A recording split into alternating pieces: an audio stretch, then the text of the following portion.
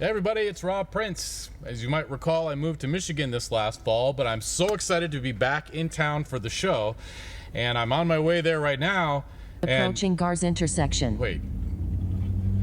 What's a Gars? Turn right ahead. No, I just want to turn left. It's all. Turn right to turn left ahead. Turn right to turn left? What the hell? Loading Gars intersection instructional video. No, I don't want to play an instructional video. I just want to go left. Left turns not permitted. No, seriously, this is not that hard. It's my God-given right to go left. Turn right to turn left. Life, liberty, and the ability to turn left. No left turns permitted. I'm doing it. I don't care what you say. I'm doing it.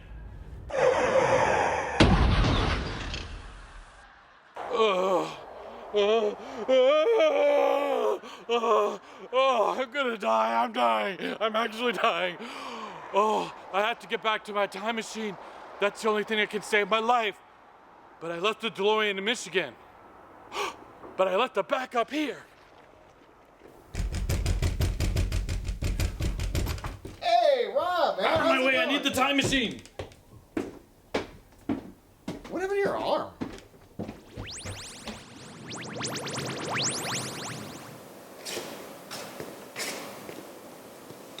So you're here to pick this up, or? Ryan, with this time machine I can heal myself, but it will come at great cost. I will have to change fundamentally who I am forever. We can still be able to play the guitar. Yeah, of course. What the hell? There's just one thing I want you to remember. These are the stories we tell up here in Alaska on dark. Come on.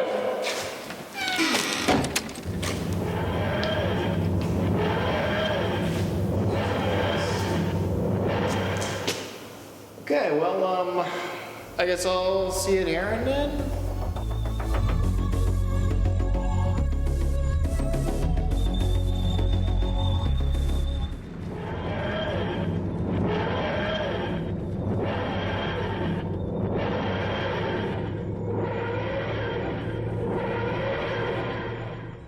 Ladies and gentlemen, welcome to the biggest, the baddest, the most turning right to go left storytelling program in all of Alaska.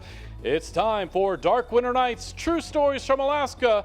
Please welcome your new host, Brittany Carnes.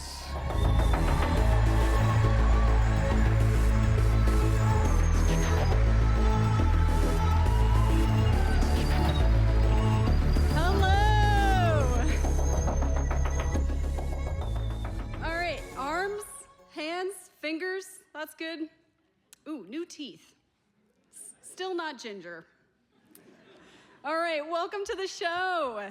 If you've ever wondered why should you host Dark Winter Nights, it's because they'll give you the time machine of your choice. Look at that blue box.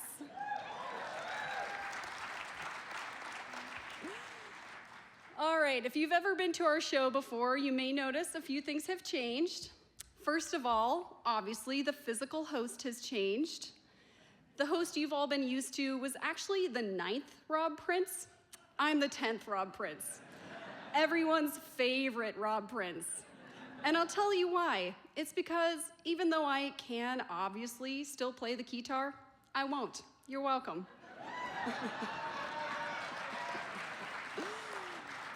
All right, but actually my name's Brittany. I'm a born and raised Fairbanks, which my friend loves to remind me spells barf. So are both of my parents. I signed up for a storytelling class at the folk school in 2015. I didn't even realize who was teaching it. I don't even know if I knew the name Rob Prince at that time, but it led to getting to tell a story in this program in 2016. I had so much fun with that I said, hey, how can I help you guys with this show? And they put me on the executive board. So I've had a lot of fun doing that for several years, and I am so excited to host for you tonight. Thank you so much.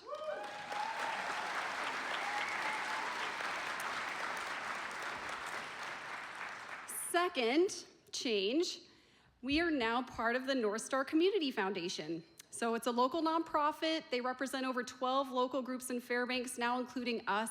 So if you haven't looked at their website before, check it out. They represent a lot of really great causes and groups that are doing a lot of awesome things in Fairbanks.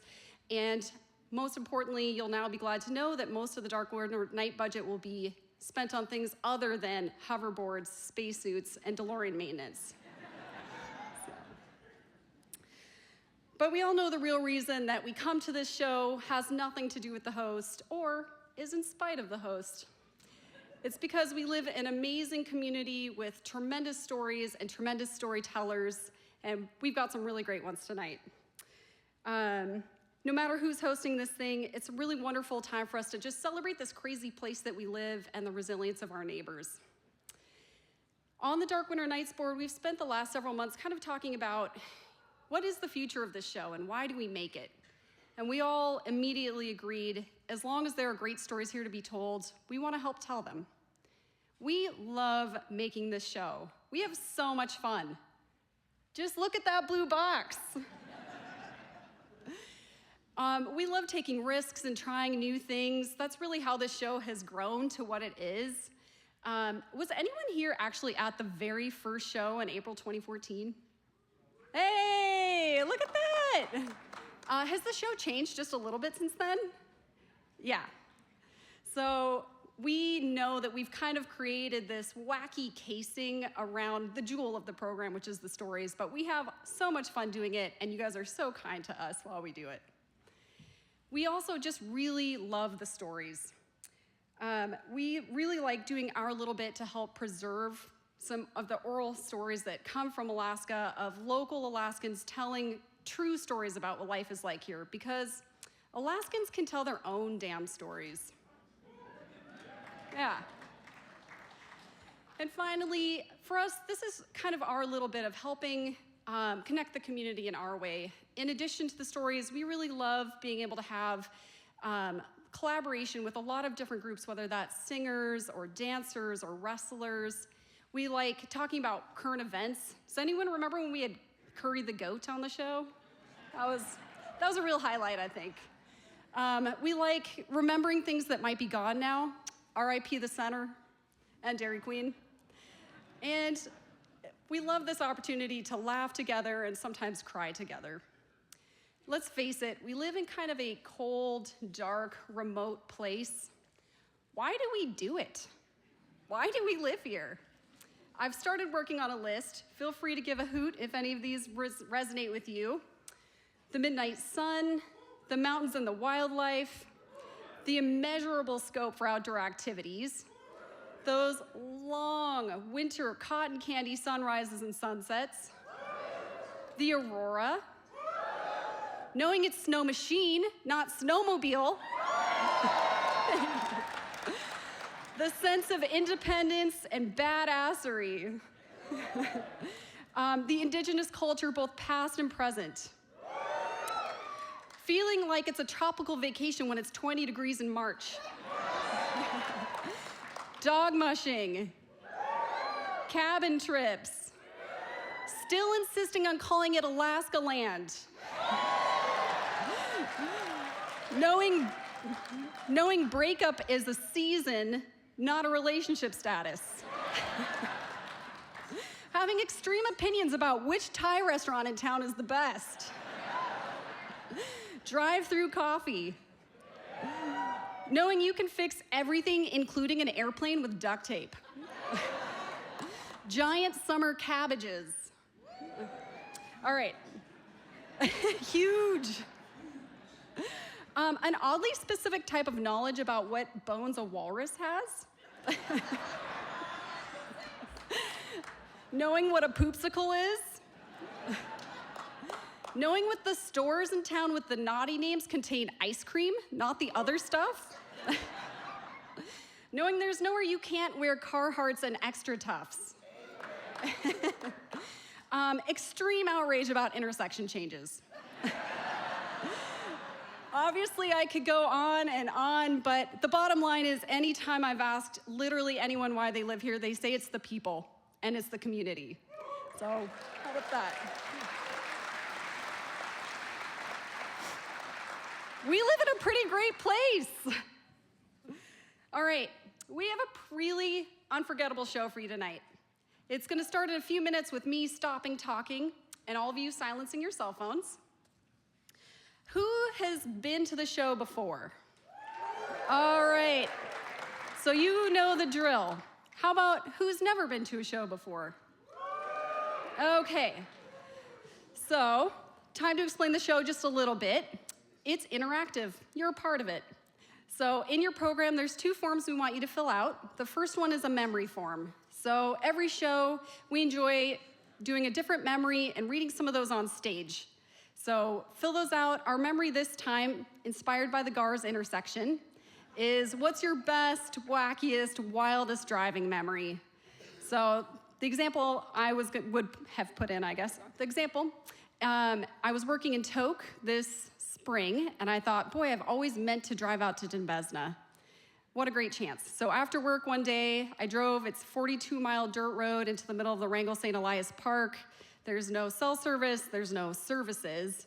And as I got toward the end, I noticed I was on empty. I had not filled up or even thought to check. So I'll leave it there, but you get the idea. Fill out those forms. You'll see our ushers walking around collecting them, and we're looking forward to reading those on stage. The second thing is we're looking for an audience storyteller. So that's right, one of you is telling a story on stage tonight, you just don't know it yet. So if you have a great story, consider putting your name in the hat. Even if you don't want to tell it tonight, you can put your name in and circle that not tonight. We are always looking for more stories. That is how this program runs. And just know that we also have the podcast, so if stage isn't your shebang, like we'd still love to hear from you, hear your story. Honestly, the podcast goes to way more people, even though we have like a full auditorium tonight. And sold out. So definitely put both of those in the baskets or hand them to our ushers as you see them walking around. You can also do it at intermission. We are going to draw that audience storyteller right at intermission, so the sooner the better. All right, also in your program, you may notice you have the option to check if you'd like to get our newsletter by email, and then also if you are interested in helping with the show. Look what could happen to you. Yeah. We will have a 15-minute intermission, and Hutchison High School Academic team is here serving baked potatoes. And I think that's about it. So I do want to end with one quote that maybe some of us will recognize, inspired. We're all stories in the end. Just make a great one, eh? All right, for our first storyteller tonight, how many of us were born and raised in Alaska? All right. How many here are transplants? All right. And how many have ever lived dry? All right. So we all know that it's just enough different here that there's a little bit of a learning curve that can come with coming. And sometimes some of the best stories come from people who fall down that learning curve. Please help me introduce our first storyteller telling a story we call Just Because You Can, Kaiti Ott. Let the bass kick.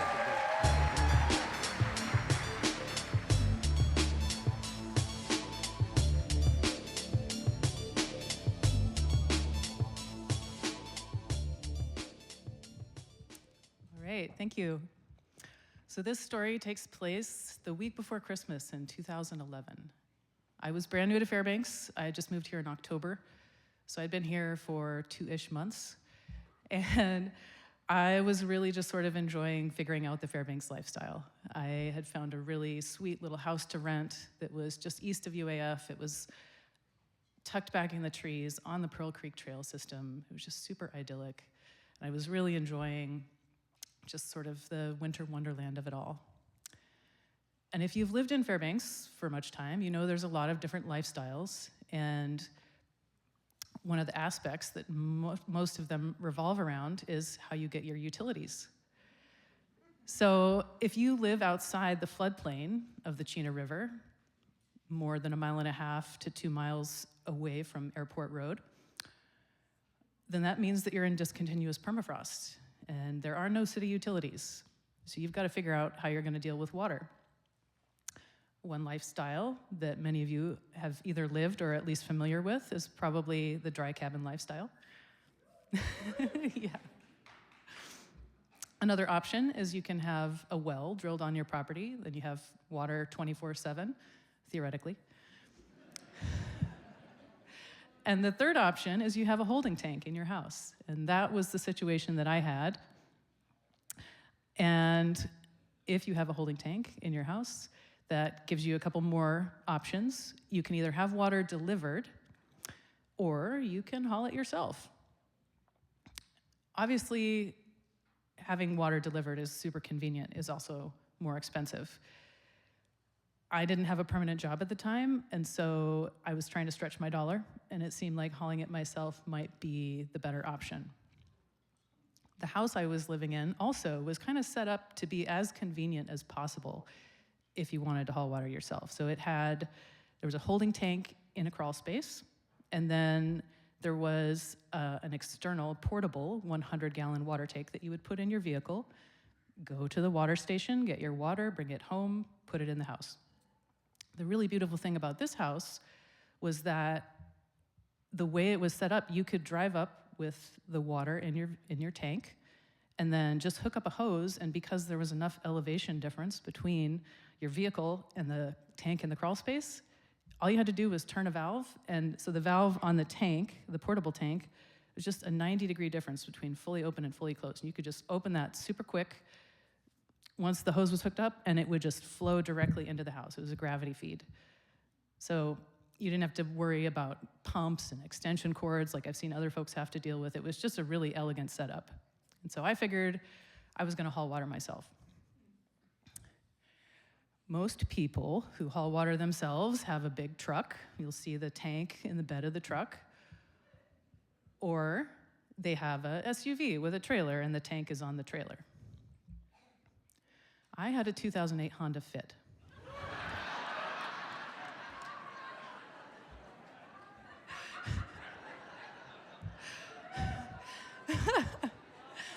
So if you're not familiar with Honda Fits, they're a little four-door, like micro hatchback. And the really nice thing about them is that they have the cargo area of a regular hatchback, but then the second row passenger seat folds completely flat, and you can fit a lot of things in that cargo area, including a 100-gallon tank. And maybe you're thinking that this is a case of just because you can fit a 100-gallon tank in your Fit doesn't mean you should actually haul water with it. But I did my homework and I looked up the specs on the car, and it had 800-pound capacity. Water's heavy, so 1 gallon is about 8 pounds, so 100 gallons, I was right at the limit. But I figured that I would just drive really conservatively and safely, and it wasn't that far between my house and the water wagon, so I figured it would go just fine. So the night of the story,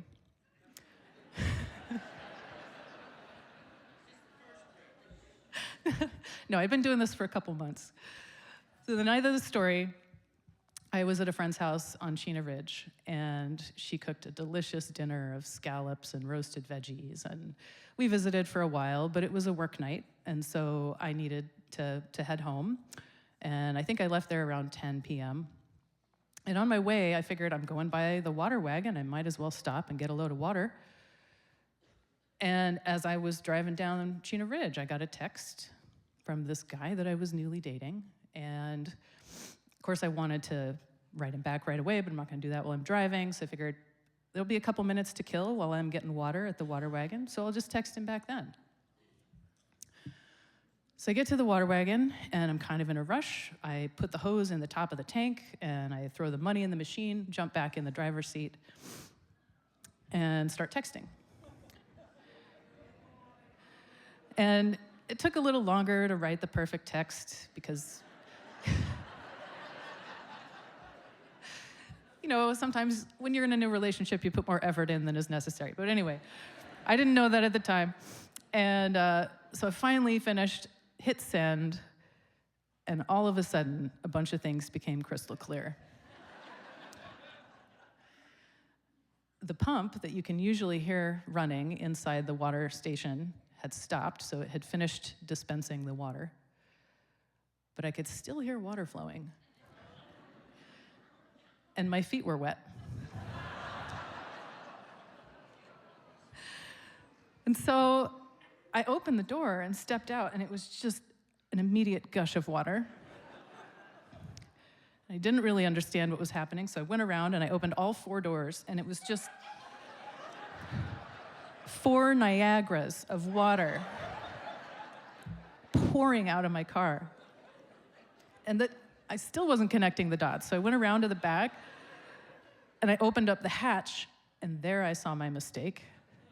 I never closed the valve on the bottom of the tank after the last time that I had emptied water, so it was wide open, and I put 100 gallons of water into that tank and then directly into the car.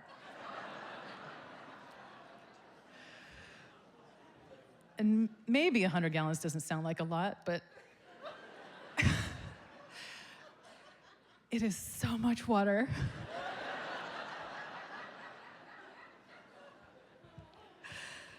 And so I'm just kind of standing there for a minute, watching water continue to pour.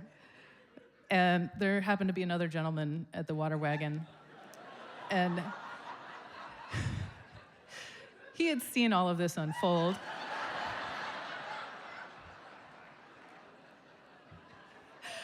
And so he came over and stood next to me kind of quietly for a second. He goes, "Are you okay?"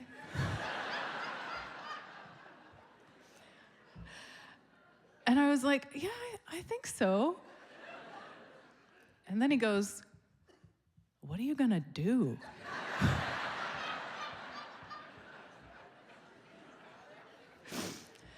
And I said, "I don't know." And then he hands me this little styrofoam coffee cup. And he says, "Well, I found this in my cab if you want to use it to bail."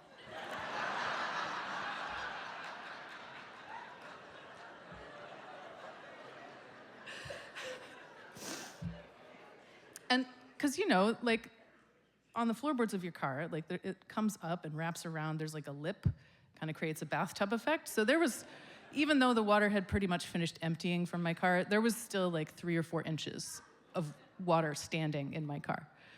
And so I, sure enough, used that cup, and I started bailing.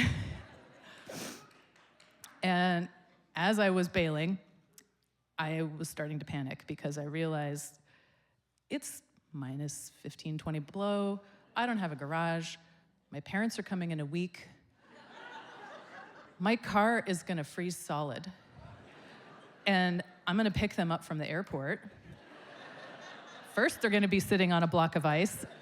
And then by the time I get them home, they're gonna be like, their butts will have melted into the seat, and they're going, "What is happening?" And so I didn't have a whole lot of friends in Fairbanks at this point, and the list of friends that I thought could help me in this situation was even shorter. And so I called my friend Nisha.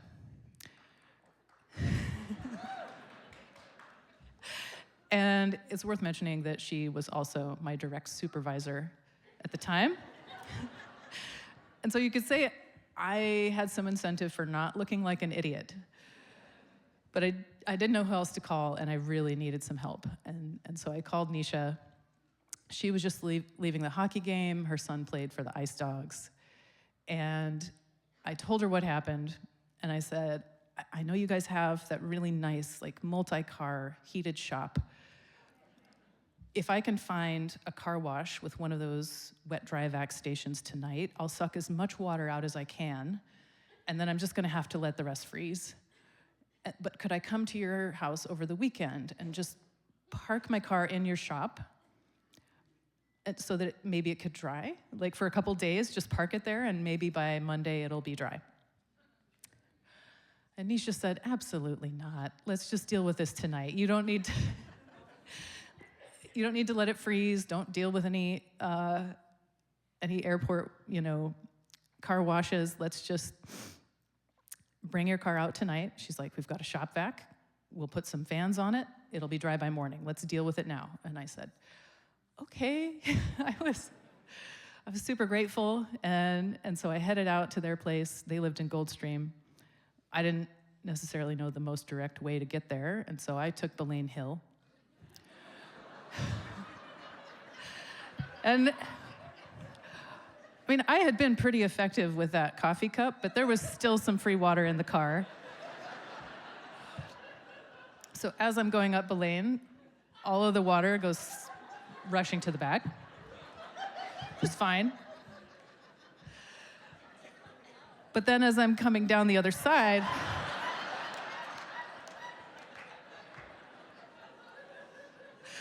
all of that water flows forward again, and my feet got soaked all over.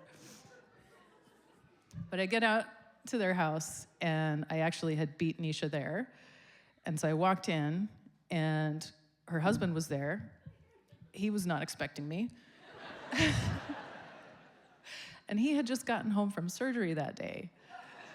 He was posted up in the recliner in their living room, and they had some friends over keeping an eye on him while Nisha was at the game. And he didn't know why I was there. And so I gave him a real quick Cliff Notes version. And then I said, Nisha said I could come use your shop vac. And he kind of chuckled and said, no problem. And so he gave us some instructions between me and the friends. We got out to the shop, found the shop vac, got everything put together. I'm pulling the floor mats out, sucking water. Things are going pretty good. Nisha got home, and she found some fans and space heaters and, setting everything up. And then she goes back in to check on him. And I'm in pretty good spirits. There's still a lot of water in my car, especially in the seats. They kind of acted like a sponge. But we're making progress. And I don't know, maybe 10, 15 minutes into this, I start feeling kind of queasy. And I remember that delicious meal I just had at my friend's house. And the last time that I ate scallops, I got really sick. And I thought then maybe I just had a bad scallop. And what are the odds that you get sick twice in a row, right? I just thought, no, maybe I'm just stressed and it's indigestion. I don't know. And so I tried to ignore it as long as I could until it became very apparent that I was going to get sick in a hurry. So I went sprinting out the back door of their shop as Nisha was coming to check on me. And I think I made it to the far side of their driveway before I had to bend over and yell at the ground. And once that was done, I came back in pretty sheepishly, and Nisha was standing there, and she goes, "Did you just puke?" And I said, "Yeah, but I don't know what that was. I think I'm fine. It's probably over." It was not over. What commenced was bouts of me trying to work on the car and then sprinting to the bathroom to just emergency evacuate, north and southbound. Everything in my digestive system, which, if you've ever been there before, is just physically exhausting. And it was also mortifying because the bathroom was right off the living room and maybe 6 feet from where her husband was a captive audience.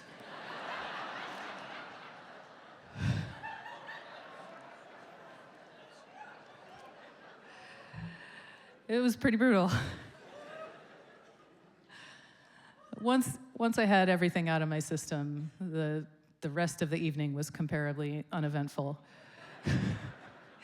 Went back to working on the car. I think we wrapped up in the wee hours of the morning and cranked the fans and the heaters.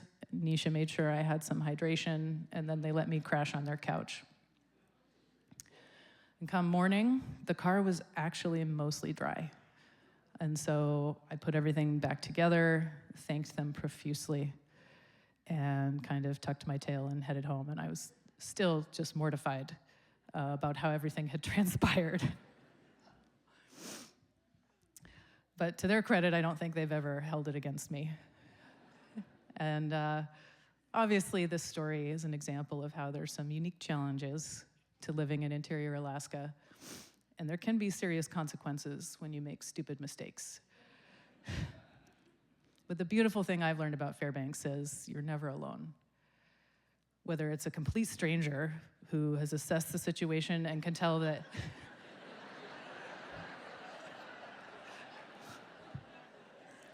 all you need is some kind of container,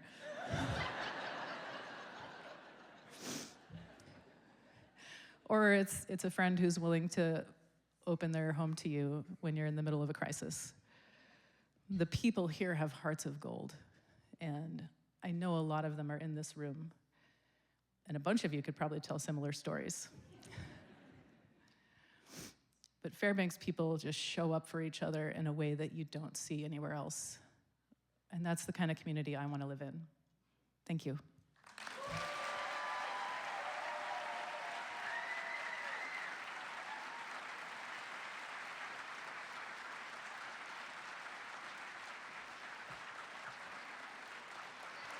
Kaiti Ott.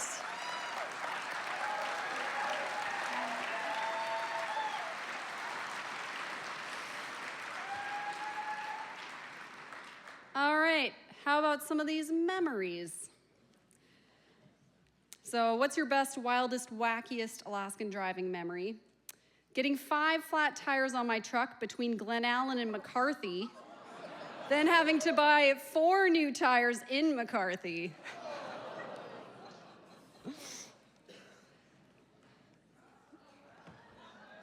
Oh.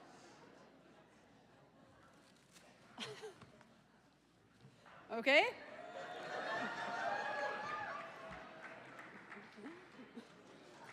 All right.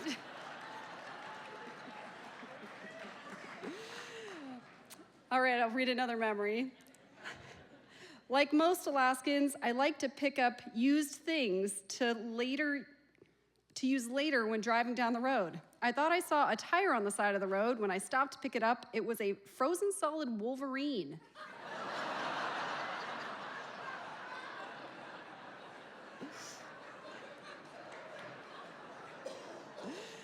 All right. Teaching my daughter to drive. At one point, we started to drift into the shoulder before she jerked the car back on the road. Sorry, she said, I forgot I was the one driving.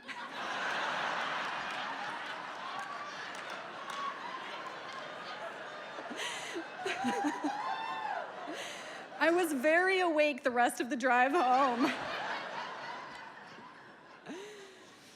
All right. We all know that another good source of story material is I always enjoy stories about the olden times. But we know a lot of times in Alaska, the olden times aren't as far in the past as maybe in other places. For example, to find a house without water in the lower 48, I think you might have to go back 100 or 2 years. To find a house in Alaska, in Fairbanks without water, you just have to go back to Farmer's Loop. Next up, please welcome Pete Buist telling a story we call the Vasectomy Special.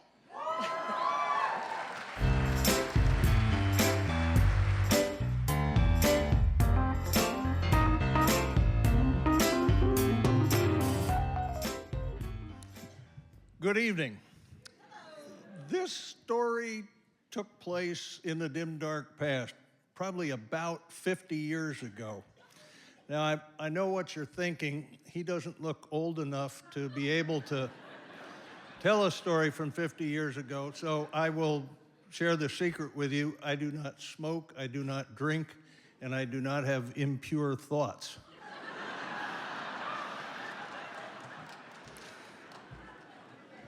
But at about that time in Fairbanks, we had this thing called the pipeline going in.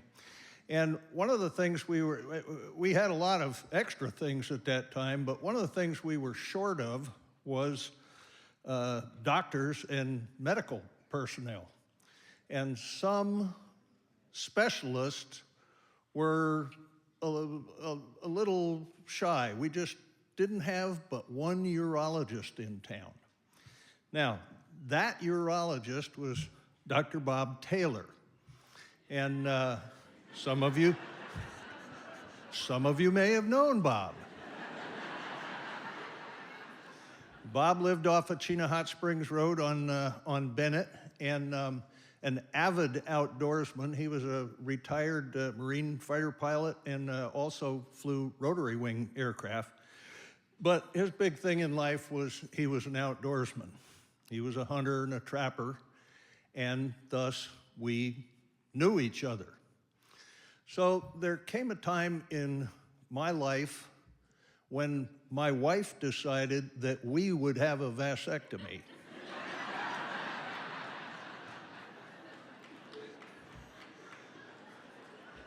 In those days, you did not check Facebook to see who had how many stars.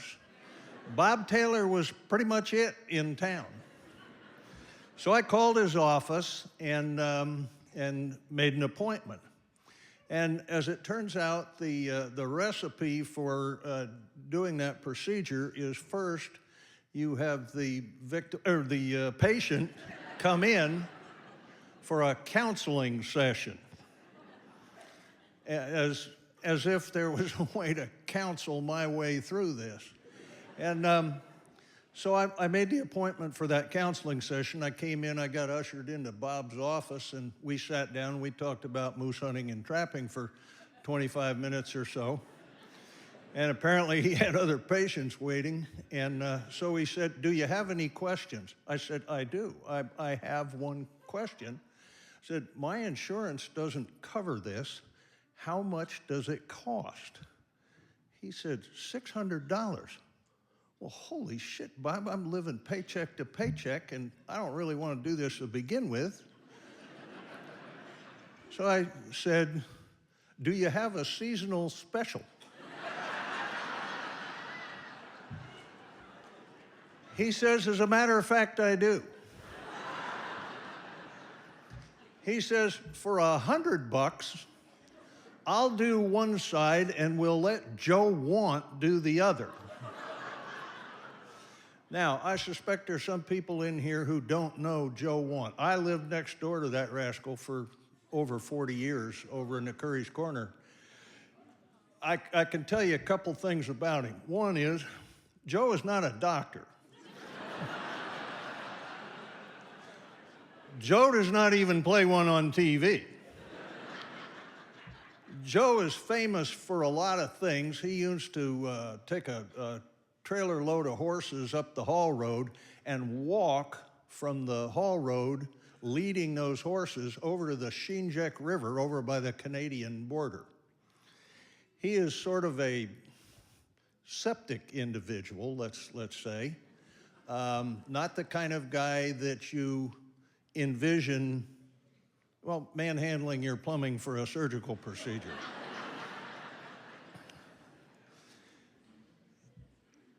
Joe also knew Bob Taylor.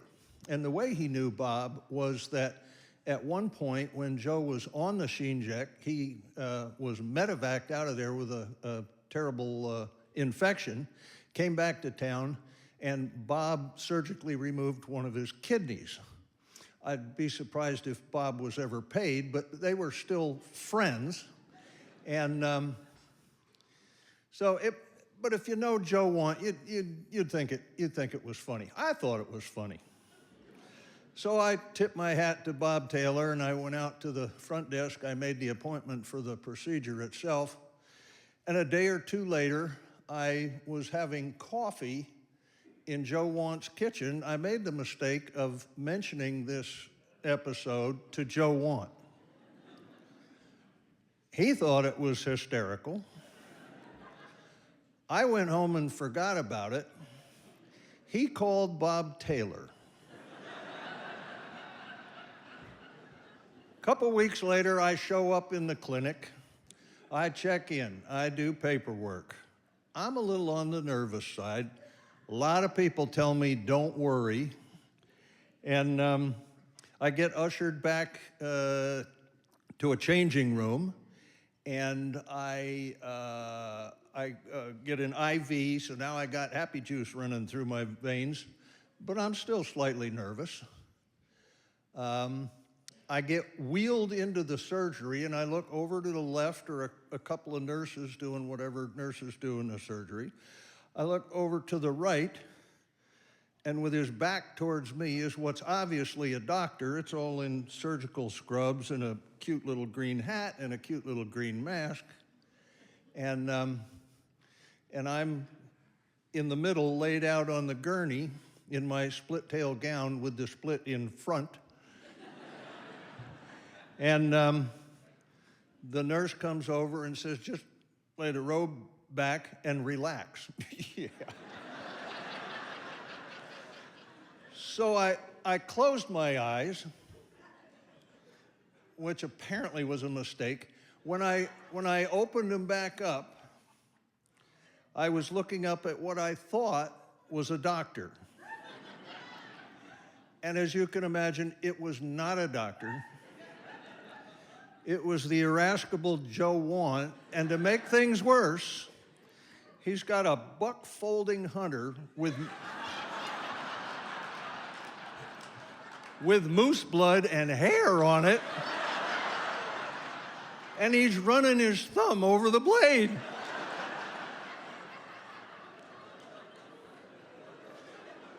So I said what first came to mind was, Joe Want, you son of a bitch. And I grabbed my split-tail gown, and I covered up my nether regions. Well, by this time, everybody else in the surgery is laughing and carrying on. Dr. Taylor comes in from the next room.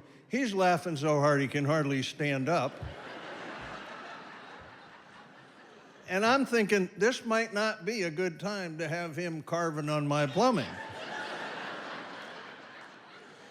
And in fact, it took a full 30 minutes for him to recover to perform the procedure. But he did. Any place else in America, you would lose your medical license for even allowing something like Joe Want into your surgery. But in Fairbanks, it's just one more cool practical joke.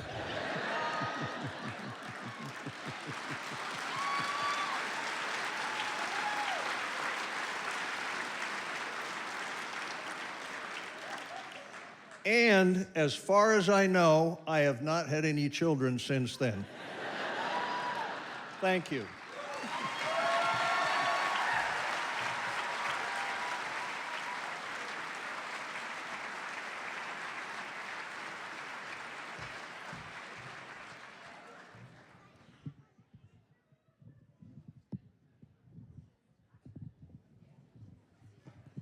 Pete Buist.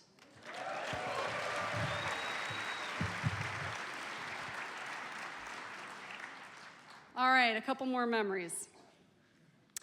Driving up the Hall Road, we saw a herd of muskox off to the right. Two males popped onto the road in front of us and started fighting each other. I followed them, hanging out the window, trying to get pictures. My wife was freaking out that we were getting too close to them as they were as big as our Toyota. Getting distracted by the northern lights and almost driving off the road, then wondering how many Aurora-related accidents there are every year.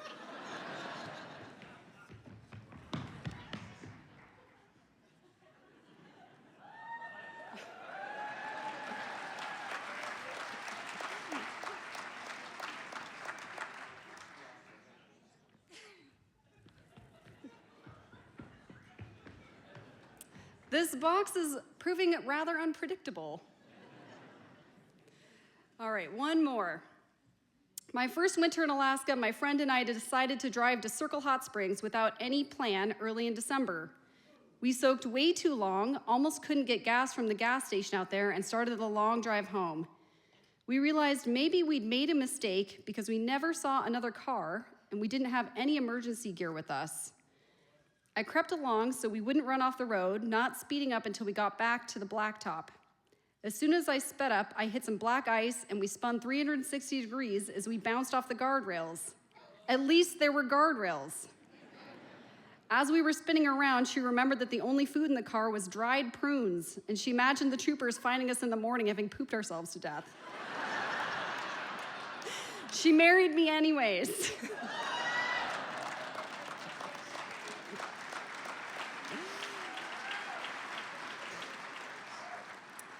All right, I am an interior girl. I grew up with rivers, really love a Chena float. Enjoy going out to Harding Lake. I enjoy visiting the ocean, but it also terrifies me. The idea of getting lost out in that dark, black, cold expanse is literally terrifying. But that's exactly what happened to our next storyteller. Please help me welcome Dan Flodin.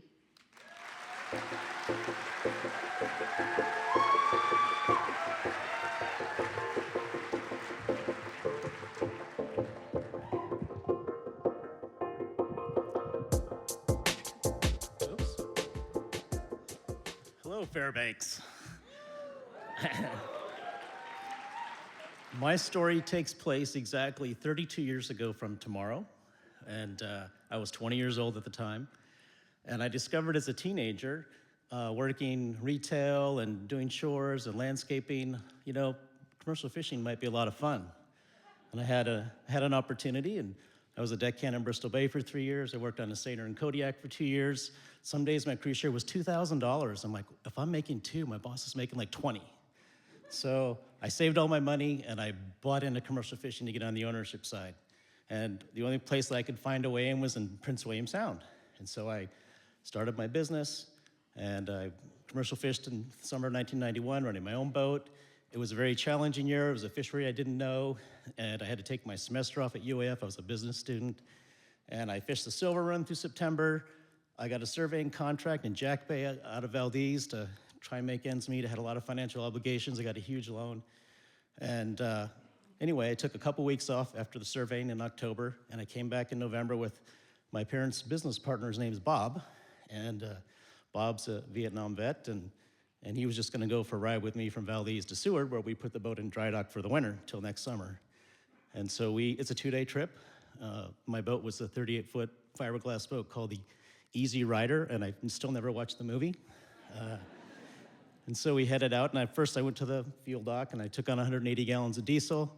They had to kick all the snow off the pumps, and the first day we headed out, the plan was to stop at Naked Island, which is kind of in the middle of Prince William Sound. And so, uneventful, the boat only goes about 7.5 knots. Again, it's a 38-foot fiberglass boat. The next day, we're going from Naked Island to Seward. And so we head out, and I see the barometer start to drop. And as you know, in weather forecasts, interior, south central, they're not always right. But the barometer tells you the truth. And by the time I got out of Prince William Sound, heading toward Resurrection Bay in Seward, the wind kicked up to 45, and the seas built to 14 feet with a chop on the top. It was uncomfortable. I'm kind of white-knuckling. I'm white-knuckling on the steering wheel, trying to keep us there. And this is before civilian GPS was out, so we have a Loran C, which is a triangulation navigation, which is when frequently one of the 3 stations will go down, and it's way off. But the Faruna radar was a really good guide. You could see the land masses, you had the chart. It's very predictable. And I could start to relax. I could see the entrance to Resurrection Bay. I chose to go between Hive Island and Rugged Island. There's several choices coming from the west traveling east, or east traveling west. And right when I got between Hive Island and Rugged Island, the engine dies. It just quits, and it's never had an issue. I don't know why I remember this, but it's an Isuzu DH100 diesel engine. Never had a hiccup, and it quits. So now I'm going 5.5 knots sideways in the swell. It's 14-foot seas, and we're heading toward this cliff face of Rugged Island. And I told Bob, we're in trouble. I said, get your survival suit on. And I had gone through, there's a great school in Seward called AvTech. I've been through Marine safety training, vessel stability training. And Mayday, Mayday, Mayday. This is the easy rider, easy rider, easy rider. There's a cadence you go through, your location. The Coast Guard responded. Bob's getting the survival suit on. And I'm like, all right, we're heading right for this cliff face. And I got my survival suit on. And the only way, first I'm like, I think I probably got a couple gallons of gas. Nobody else is in a small boat in November heading out of Valdez. And so I think I must have got water. It must have flooded the Raycor fuel filters and kill the engine. Well, our engine room is down below the waterline, and you gotta crawl back like 12 feet. And I'm heading to this cliff face. It's really dark, but I can see this huge, you can just see the shadow darker of the cliff face. And I'm like, all right, I'm not gonna go crawl back below the waterline and get stuck. And I thought that would be a good way to lie down. And the anchor, of course, all boats have an anchor, but you have to undo 2 screws to get the casing off to break the chain, because the hydraulic motor doesn't work if the engine doesn't work. So even if I hadn't been able to remove the outer casing, break the chain, kick the anchor overboard, it was 134 feet deep, 2 waves from the cliff face. So if you know any of the physics, if you have an anchor, straight down, you're not going to have any bite, especially in 45-mile-an-hour winds, 14-foot seas. So it just wouldn't have worked. And so we have rigging on the boat, we have gear on the boat, and I said, Bob, we need to go off the bow. And I was, of course, in between this on the radio, relaying what's going on. I couldn't get the engine going. I tried a couple times anyway, but it was completely dead. So about 2 waves before the boat hits this cliff face, we jump off the bow. And I turn the anchor light on so I can try and watch it, because this is about 5 p.m., November 19th, and it's dark. And in the midst of the wind and the waves, I heard this huge crack. And that's when the boat hit the cliff face, and with under 5 minutes, it sank. And so, by the way, I'm 20, I have 1 duffel bag to my name, and everything I own just went down with the boat. And you think, all right, we're in the water, and the next thing I felt was every wave was like a 2x4 hitting me in the back of the head, because there's a chop on the top. And we're swimming to stay off this cliff face. We don't want to have the same fate as the boat. And so we were swimming for hours. And I noticed Bob, we were never right next to each other. We were about 50 to 80 feet apart.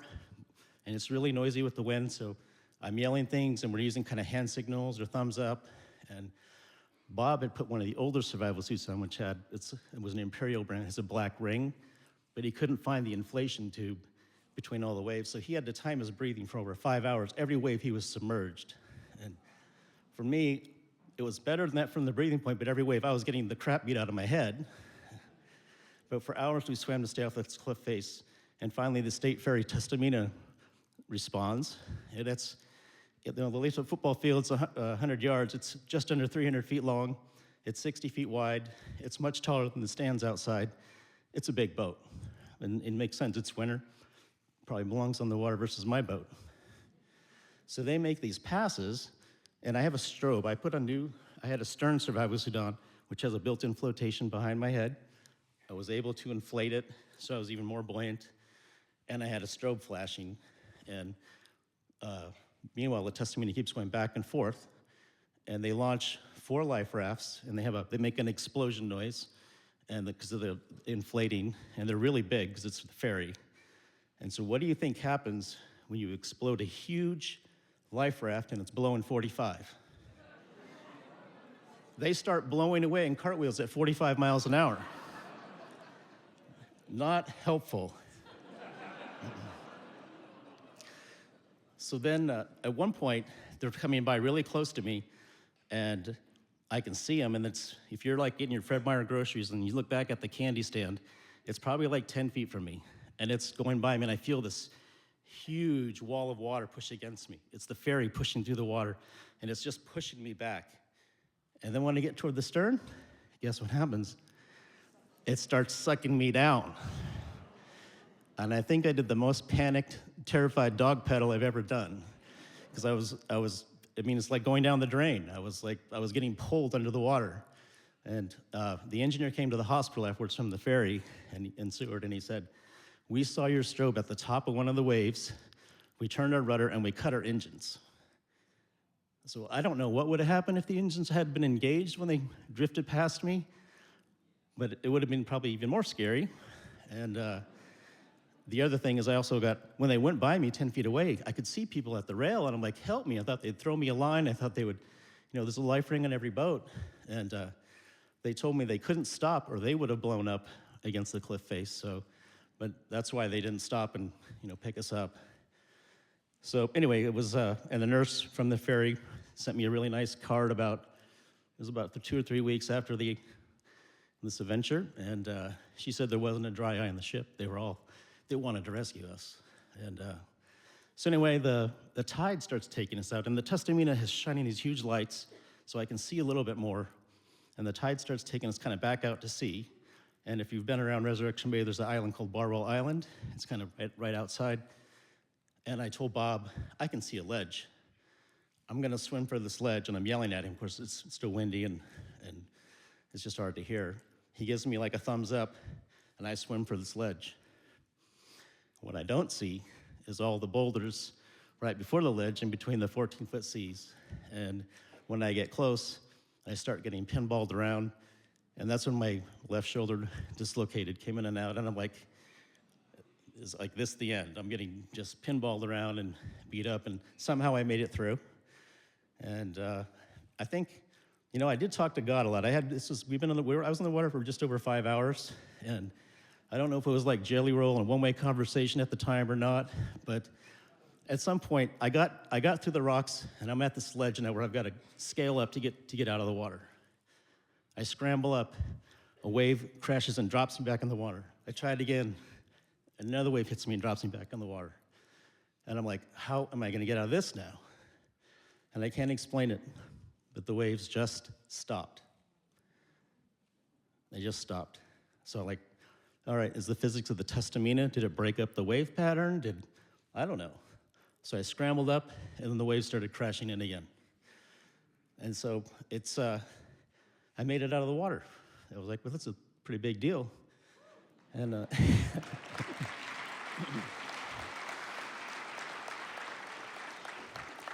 and I don't know if you've seen that Adam Sandler movie where the basketball team comes back after the coach dies, and they go to the pool and with their kids, and they pee in the pool, and the kids get all grossed out because this makes this discoloration.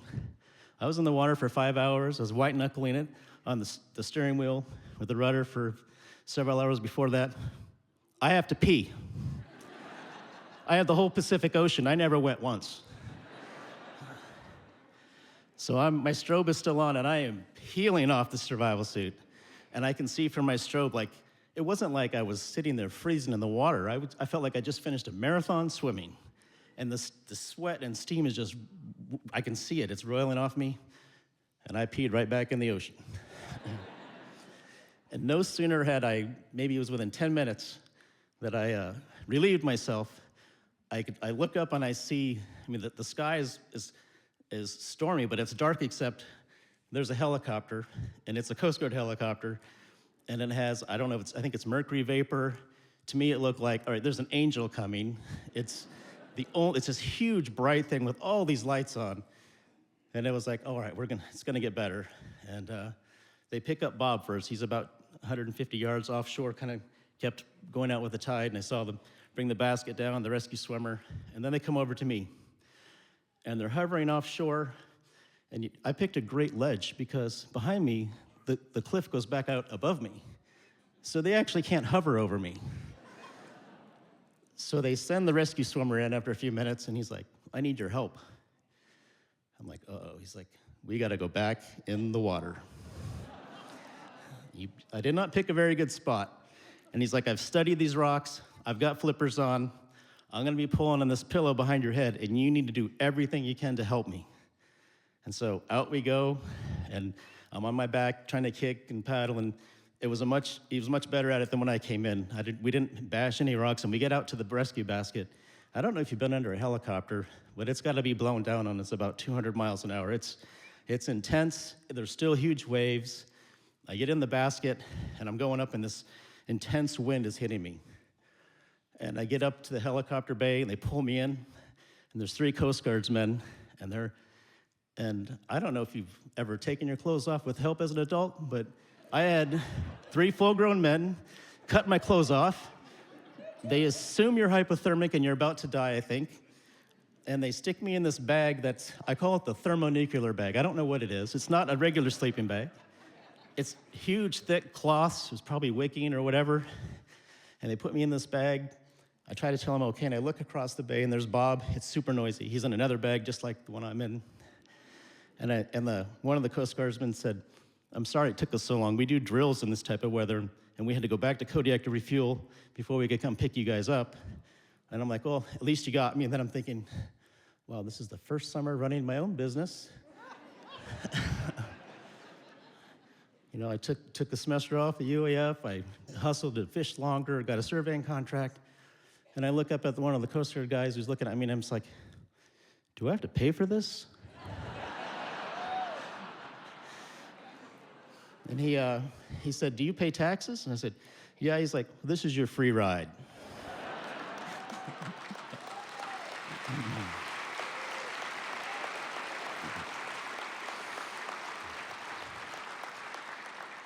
So we land in Seward, and I don't know what's going on in Seward on a November night, but I think we were the main part of the action. There was multiple ambulances, EMS people at the helipad, and I'm like, by the way, I'm like, have no clothes now. It's all been cut off me. But I'm like, I can walk. And like, no. I said, I can walk. Nope, they would not let me walk. They had me on a backboard, on a gurney, and they're rolling me out the back of the helicopter. And I'm looking at the guy who's about to carry the upper part of me. He's probably 160 pounds. At the time, I was about 230. I was a gym rat at UAF, and I didn't have the beautiful dad bod I have now after 3 adult kids. But, and it gets to my head, and when it comes off the helicopter, you hear, ugh! And I drop about 10 inches, maybe a foot, and I was like, oh my God, he's just gonna drop me. He managed to not drop me. They got the wheels down, into the ambulance we go, and then we get to the hospital, and there must be 10, 12 hospital folks. Of course, they assume you're hypothermic too, and body core temperature. By now I have a hospital gown on, so I'm not completely naked. And then he's like, we need to get the backboard out from under you. I'm like, okay. He's like, you need to, prop yourself up. So I spread my legs. I do like the reverse crab walk, prop myself up for all the sea, and I see all the people in there looking at me and the family jewels, and I'm like, and they're pulling out the backboard, and I'm like, just like, it's a boy.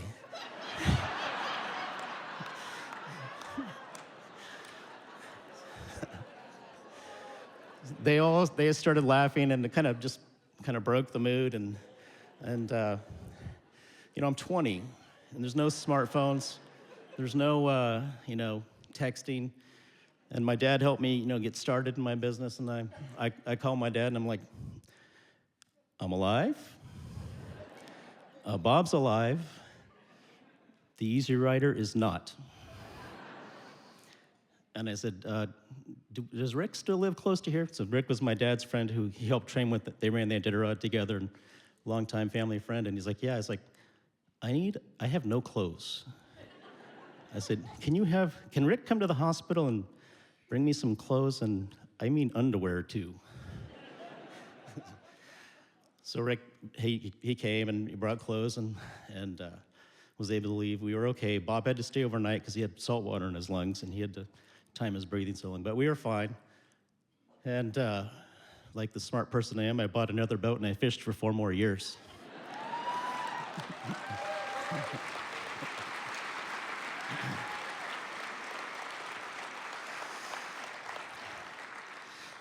So a few lessons I learned. Miracles do happen, and I don't know if, I can't explain why the waves stopped other than maybe the testament broke it. Maybe I gotta, maybe God helped me. Another lesson is I think the salmon have it figured out for thousands of years. You don't really, salmon aren't in Alaska waters, between November and May. So maybe I need to take, Chinooks, I know there's a winter kingfisher. They're kind of a badassery fish, but the rest of the Pacific salmon, they have so I shouldn't have a small boat in the winter out in the Gulf of Alaska. Another lesson I had.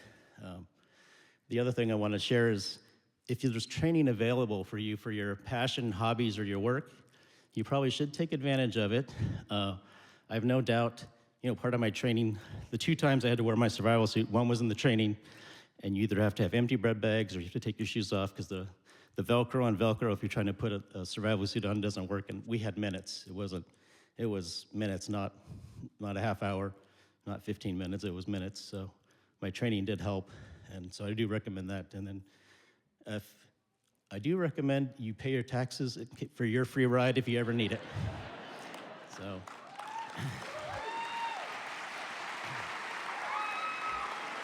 This is the exact survival suit that saved my life.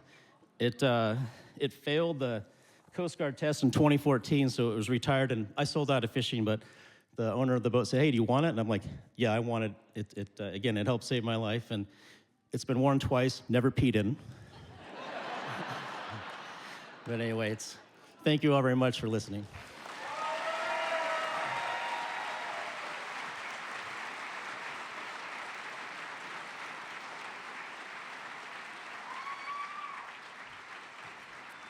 Dan Flodin.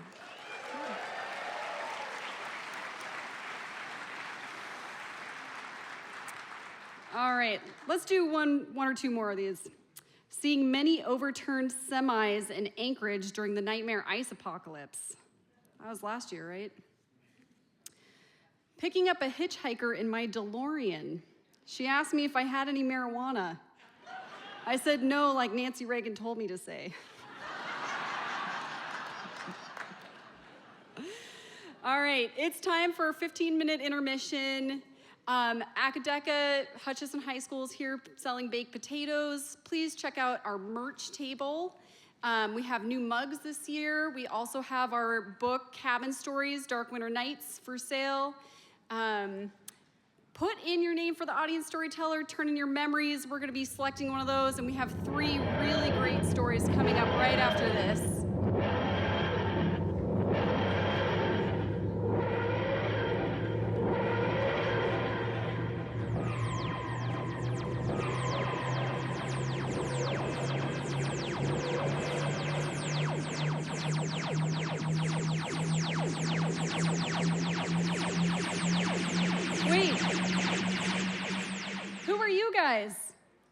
We'll find out when they bring us back from intermission.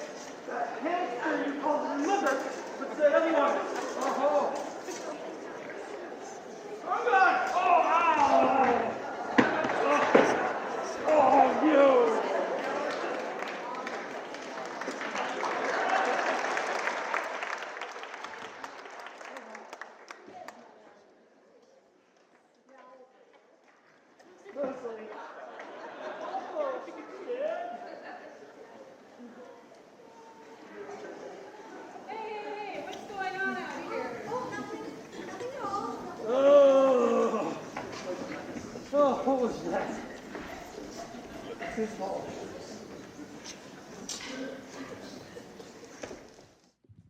All right.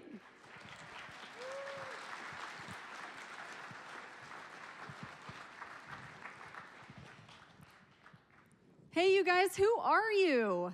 Well, we're from the Society for Creative Anachronism, the local barony of Wintersgate. How many have heard of you? All right, we're famous. The SCA started in 1966, and here over 40 years ago, we run a local group. I'm the Baron, Baron Kevin. My lady is Baroness Merowyn. We reenact the arts, sciences, chivalry, and rapier combat from before the 17th century. And try not to do the plague stuff, but that happened anyway. This is Lord Halbjorn. This is Chris of Pavlok-Garad. And Elisif of Reykjavik.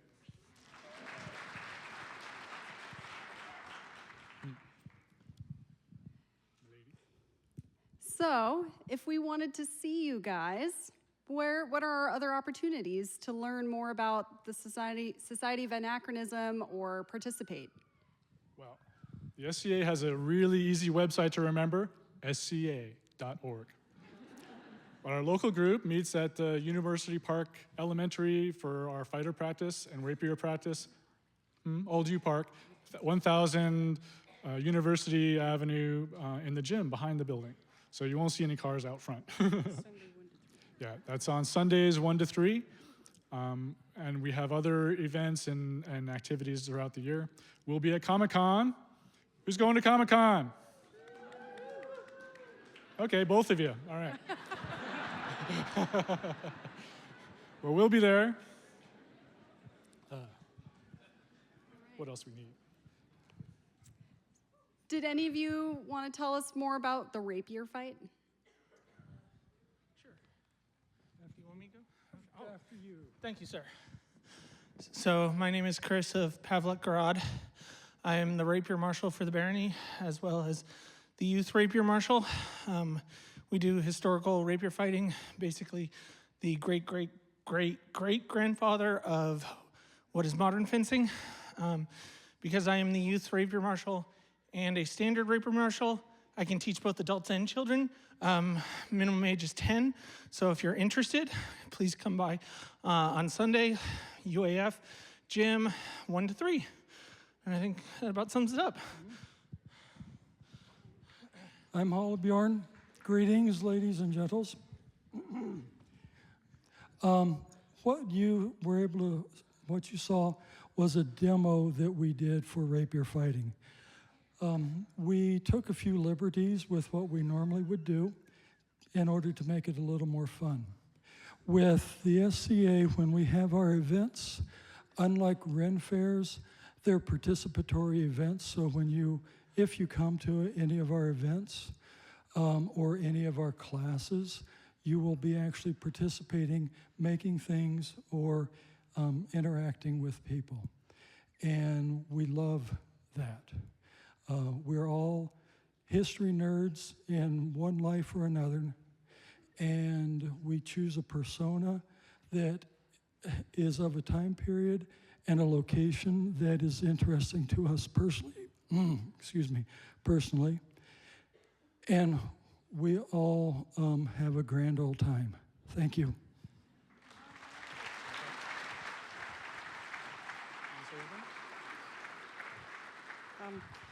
And we do a lot of arts and sciences like weaving, and she's been demonstrating the spinning, and we have a lot of other arts and sciences. People do a lot of sewing. A lot of the people here made their own costumes, which we call garb, and we would just be happy to see any of you come out and try it.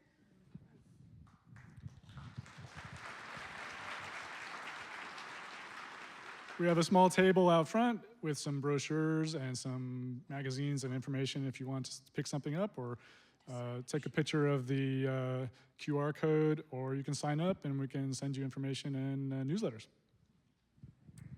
All right.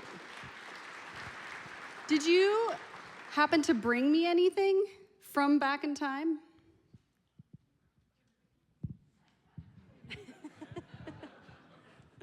Yes. A scroll, lady. Ah, thank you. It looks like it's our audience storyteller. All right. This is Society of Anachronism, Barony of Wintersgate. Thank you so much.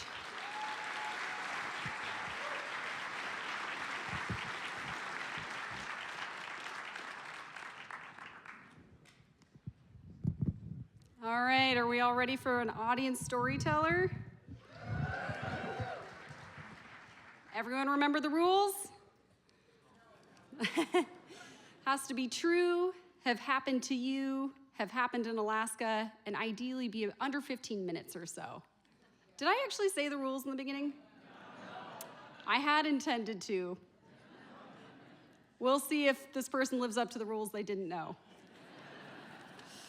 All right, can we call Ashley, is it Carrick? All right, come on down.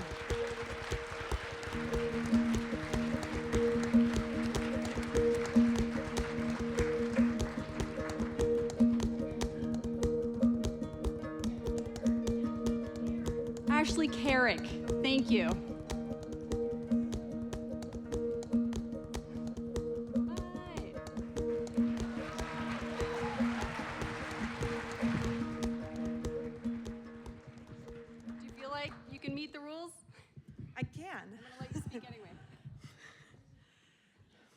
My tail will be shorter than the scarf you're wearing. Which is a fabulous scarf. So I didn't expect to be doing this tonight. My dear friend Bobby Burgess kind of put me up to this here, so give him a hand.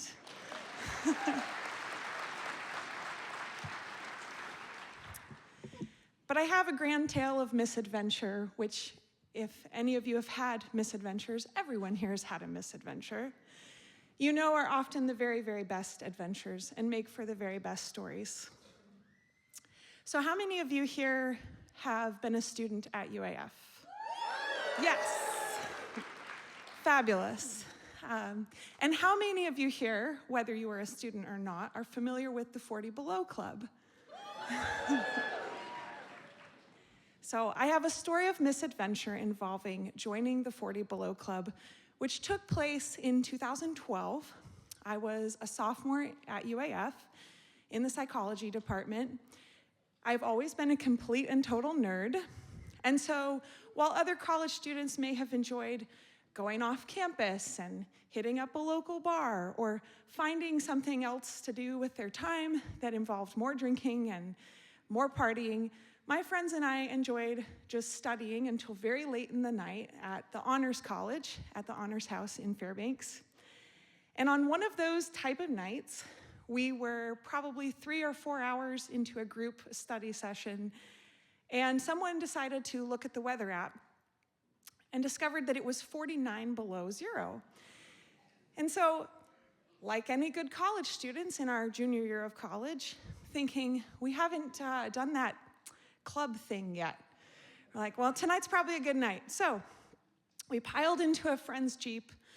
6 of us drove down to the UAF sign, immediately stripped down to our skivvies in front of the UAF sign, -49 below in the 49th state, took a beautiful picture, hopped back in the Jeep, drove back up to campus, had a great night, patted ourselves on the back. The next morning, found out that my college boyfriend at the time had posted a photo of that 40 Below Club experience on Reddit. And I didn't even know what Reddit was. I had no idea. But he came in the next day to where we were all studying again, and he said, "We made the front page of the internet." And I still had no idea what he was talking about, so he pulls it up and he says, you know, Reddit, Ashley, Reddit is kind of a big deal. And I was like, okay, so what? So then he shows me that this photo that we had taken of 6 of us in front of the UAF 40 Below Club sign actually had millions and millions of views just overnight that had organically taken place. So we felt a little proud of ourselves. We're like, yeah, we did this. We got all this street cred. And it became this great instant bragging right. So that very same day that took place, the weather was dropping, the temperature was going down, and a friend looked at their weather app again and they said, you know what, tonight is also supposed to be -49 below. Maybe we should do it again. And you know, it went so well the first time, it's like, why not? So by the time that decision had been made, it was a Friday night. Of course, we weren't doing anything but sitting in the dorm room doing homework. And a few friends were over at our dorm, my roommate and I, in Lathrop Hall. And some of the friends that were over were living up in Bartlett Hall, so other end of the campus. And so it really impromptu, let's go back down to the 40 Below Club sign, let's do it again. And nobody had any bathing suits to wear for this epic picture we were gonna take. So everybody proceeds to pick clothing out of my roommate, who's about 5'4" and 120 pounds, and my closet as a 6'3", 200-pound person. Not a lot to choose from, and we had 4 guys. And so the guys are putting on one-piece bathing suits because I'm 6 feet tall, so there were things that fit. Some of the other girls who were there were putting on little bikinis or spandex or whatever they could find that would fit, and we're like, this is great. So we go back out to the parking lot, we hop in a friend's vehicle, a little tiny Subaru. We didn't all fit. There were 6 of us, and there were room for 4 people in this car, so 2 people were sitting in the trunk facing each other. And we make the short drive down to the bottom of campus to take the 40 Below Club sign picture again. We hop out of the car, and our frenzy, we're like, this is gonna be great.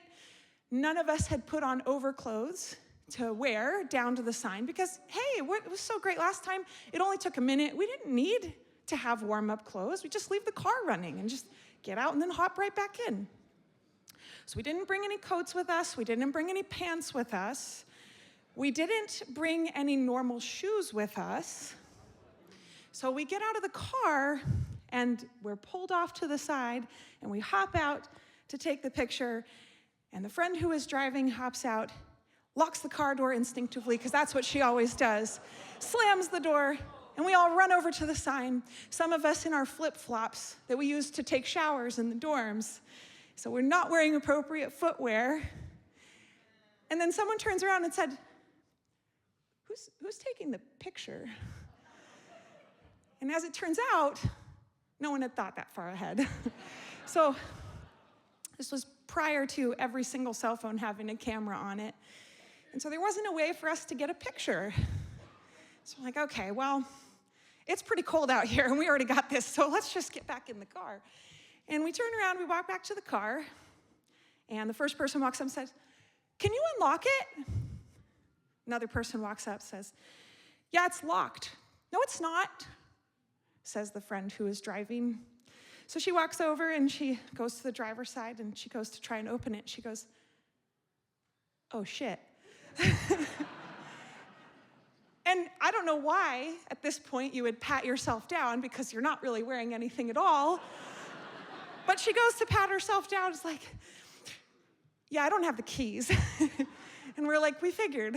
So you kind of have 2 options at this point.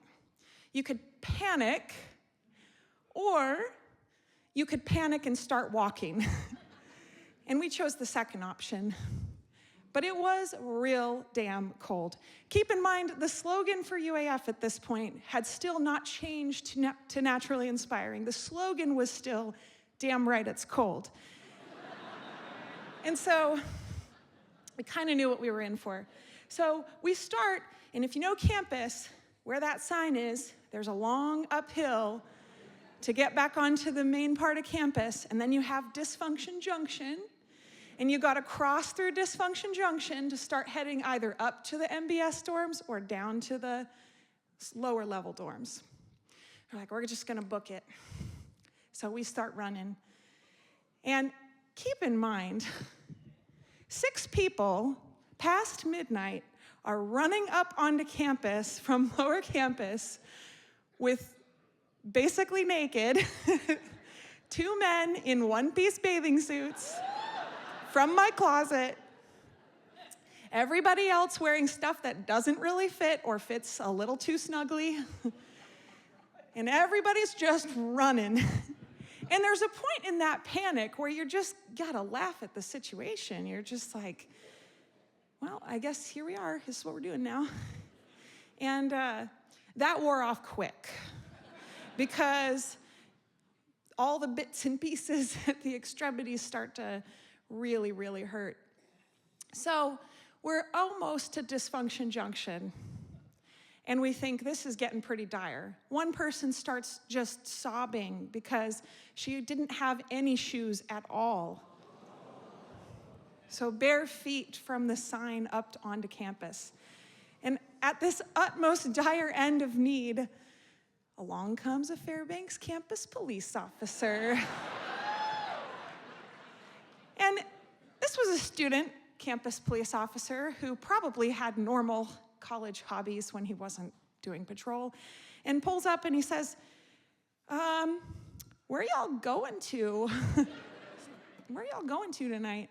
So, well, we gotta go back to the dorms to get the keys to the car so we can go back to the car, and it's parked on the bottom of campus. And so he says, would you like a ride? As though that was a question at that point. So we go back, get the keys, and he drives myself and the friend who is driving the car back down to pick up the car. And at some point he puts the math together when he sees the vehicle down there, that 6 people had been in this car that only fit 4 people. And so he says, you know, normally, this is one of those situations where I'm really not supposed to let you off the hook. I think I'm gonna give you guys a pass. So we ended up picking up the car and heading back up to the dorms, and all's well that ends well. But folks, the moral of the story here is, just because you become internet famous doesn't mean every idea you have is suddenly a good idea.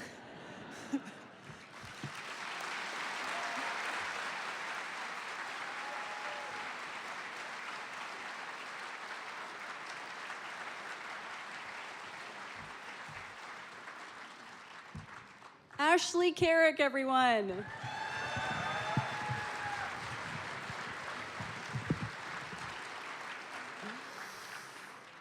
All right, how about for a couple more memories?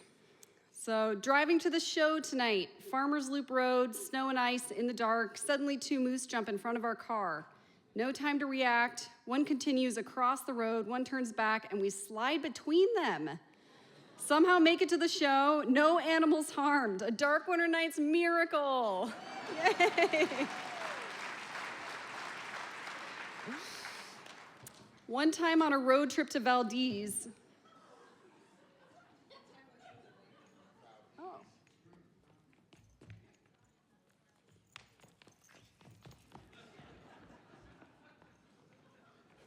Okay.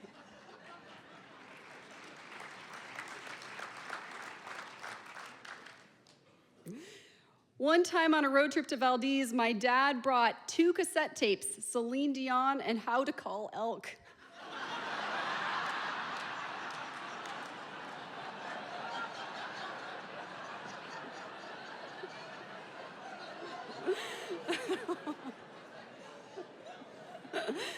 Oh, I bet your elk call was really good by the end. I had to drive to Anchorage to pick up a buddy from Alabama because he thought Anchorage was only 20 minutes away, according to the map. All right. For our next storyteller, we've already discussed tonight the importance of EMS services and how grateful we are that they're there when we need them. Our next storyteller is telling a story about a river rescue by the Fairbanks Fire Department that could have ended badly. Please help me welcome to the stage David Rockney.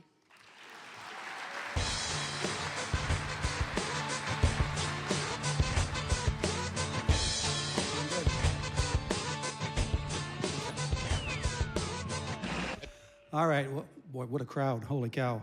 So before I get into the actual story, I kind of want to start out with giving you a little bit of information about fire departments. The term fire department really doesn't reflect what we really do. As you probably all know, any emergency that occurs for any circumstance, they call the fire department.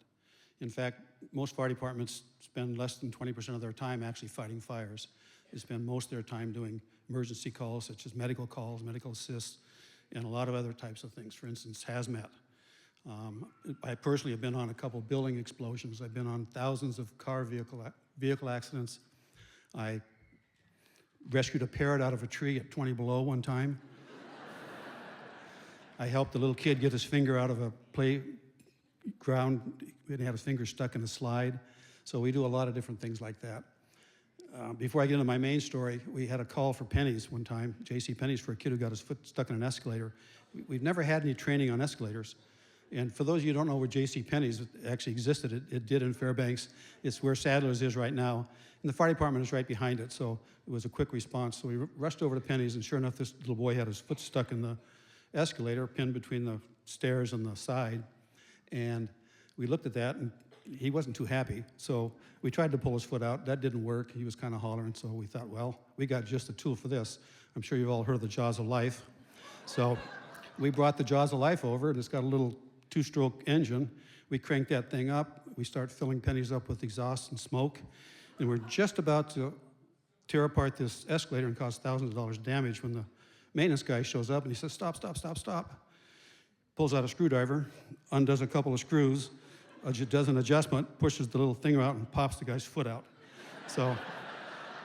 So my point is, well, actually after that we got ourselves a new tool, went and bought a screwdriver. So we get all these different calls, so we spend a lot of time training, a lot of time trying to figure out how to respond to them. Everyone's a little bit different. And this particular call that we went on that I'm going to talk about tonight was a river rescue, but it didn't quite fit the mold because it happened exactly this time of the year.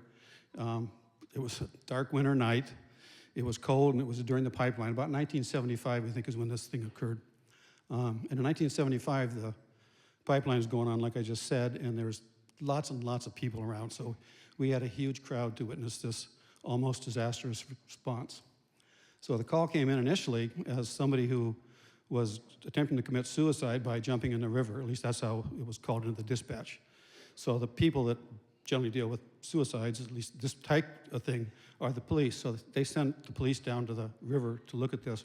And this thing occurred at the just upstream from the Cushman Street Bridge, where the log cabin is. At that time, it was a Chamber of Commerce cabin, and the park didn't exist. So there was a big parking lot there. So when the police arrived, this lady was upstream about 300 feet. She's sitting on the ice, and the ice was just like it is right now. If you drive by the river now, you can see that the river's open, but the river ice is probably 20 or 30 feet into the water. So it's not exactly a river rescue, and it's not exactly an ice rescue. So when the police get there, they start talking to this lady to try to determine what's going on, and she basically tells them to leave her alone. So we're still operating on the assumption that she's trying to commit suicide, although nobody ever determined if that was really true or not. She clearly had a mental health issue, but she just wanted to be left alone. And to prove her point, though, when the cops tried to approach her, she scooted further out on the ice.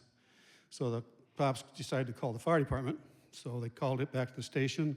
Ed Pfeiffer was our battalion chief at the time, and he decided to send the ladder truck and a rescue boat, which our rescue boat was a 16-foot river boat with a 35 horsepower motor on it.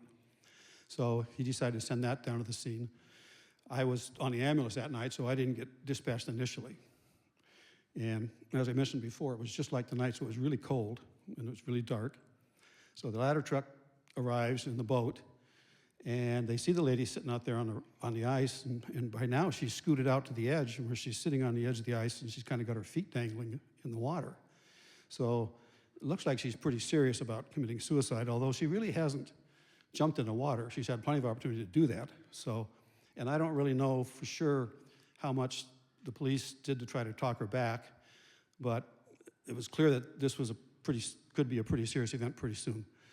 Lieutenant Hearn, who was in charge of the truck company, decided that it really wasn't practical to launch our boat because our boat generally launches at the Grail Landing, and it's like iced in, snow and ice, so you can't really launch the boat. So he kind of parks the boat off to the side, and they decide that they're going to try to use the aerial ladder to perform a rescue. Now, I don't know if you know anything about aerial ladders, but there's a big truck with a big long ladder on it. Typically, this one here was a 100-foot ladder. It's got the mount in the middle. That's where the controls are. The ladder lifts up the back. This truck was had to be built in the 60s because it was there when I came. I came to the city in 1972, and this event took about 75, so I'm pretty sure this truck was at least a 60s model. In those days, they didn't have hydraulics, and so before you raise the ladder, you had to put down what's called ladder jacks, and these ladder jacks are just an arm that comes out, an arm that pivots down, and then there's a big plate on the bottom, and you screw it down to the ground until you can stabilize the truck. There's one on each side. So Bob decides that his plan is to extend the ladder out over the river and drop it down, and he's going to reach out and grab this lady. Charlie Barnett, who's the driver of this thing, said, no, Bob, we can't do that. This truck's not designed for that. I mean, aerial ladders are designed for rescuing people out of tall buildings. They're not designed to be going down. Bob insists. I mean, it's obvious to him that this lady is serious about committing suicide, although, once again, she hasn't really jumped in the water. And I've been on a lot of calls where people make attempts to commit suicide, but they're not really wanting to carry it out. They're just kind of asking for help. So we don't know for sure if she's asking for help or if she's serious, but it certainly looks serious, and so he decides he's going to do this. Charlie doesn't want to do it, but fire departments are kind of hierarchical, so if the captain says you're going to do it, he decides to go around with it. He did mention to Bob that maybe we should send Firefighter Hoover out there. Firefighter Hoover's a lot smaller than Bob and really kind of skinny. And Brant tells me the other day at breakfast, he says, I didn't think that was a very good idea. So, but Bob decides he's going to do this. So sure enough, Charlie extends the ladder out. The lady's still sitting on the edge. And Bob climbs out to the end of the ladder. They drop it down, but they can't drop it far enough. Keep in mind that the riverbank is about 15 feet high where they're sitting, and they're sitting back from the riverbank a little bit to have the ladder in. So it's obvious this is not going to work. So Bob turns around and starts to come back, and by doing that, the ladder starts to give a little bit, and the jack on that side slips out.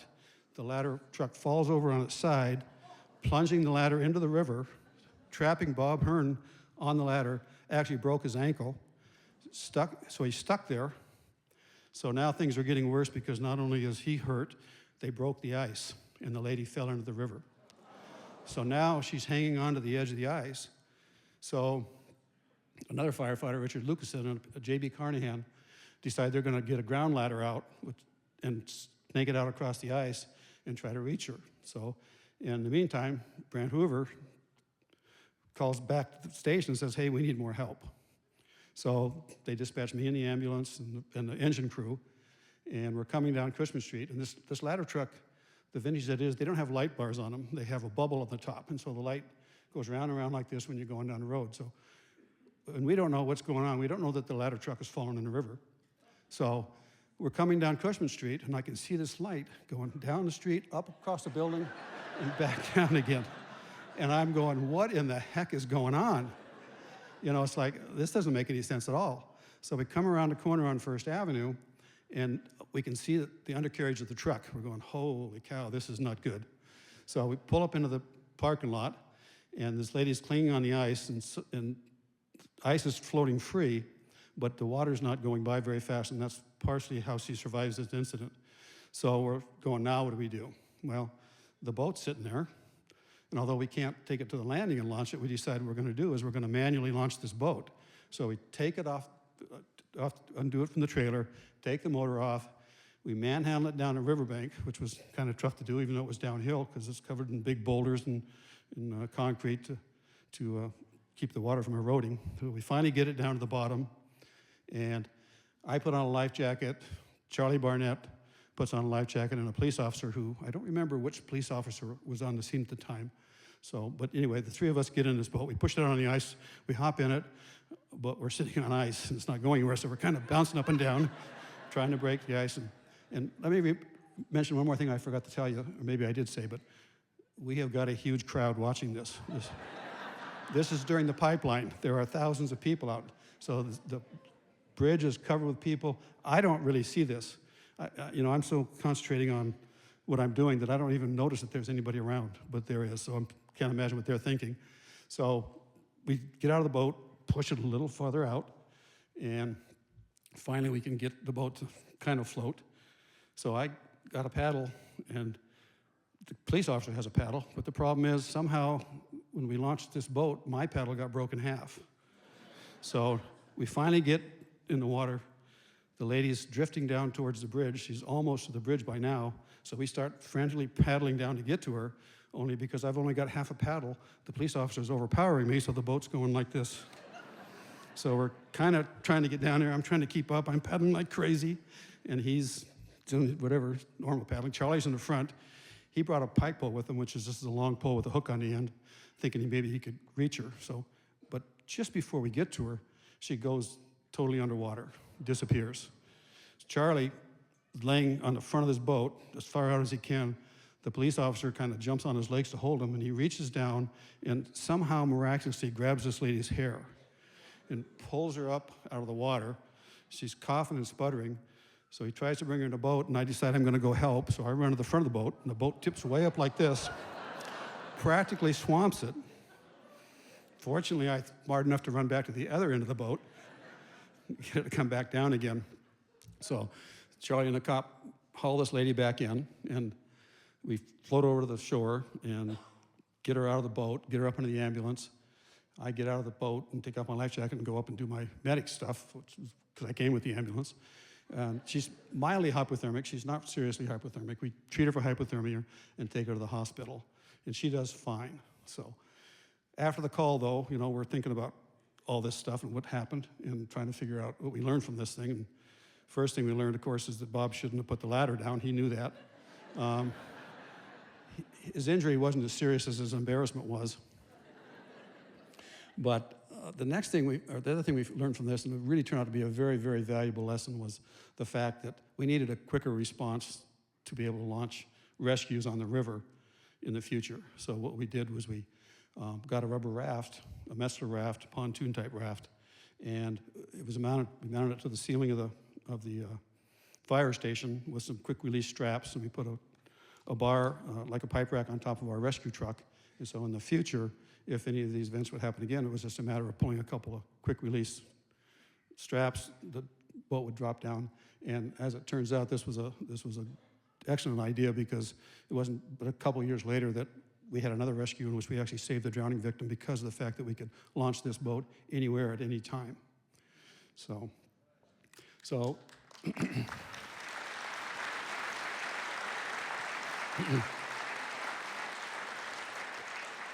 one thing I forgot to add here is when we pulled the lady out of the river into the boat, a huge cheer went across the crowd. That's when I first noticed that there was actually a crowd up there. So I'd only been in the fire department about 3 years when this happened, so I was a newbie. I spent another 35, almost 40 years in the fire service. I went on thousands of more calls.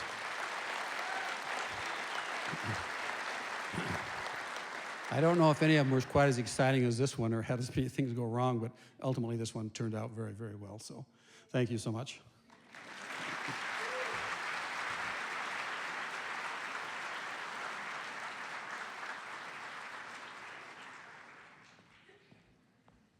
All right, David Rockney.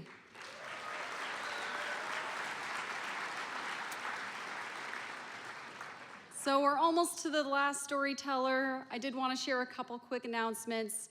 We have picked the date of our next show, so that's going to be February 24th, so we hope to see you there.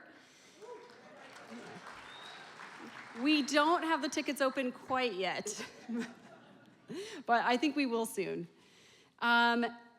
April 2024 will be the 10-year anniversary of our first show, which was April 2014. we've been toying with the idea of doing a 10-year anniversary show with some of our favorite stories from the past. Would we be interested in that? All right. Okay. Awesome. Also, definitely check out our podcast. Reminder that we're always looking for more stories for that. And all of our past shows are now on YouTube. So we have a Dark Winter Nights YouTube library that our board member Ryan spent like half his lifetime making, I think.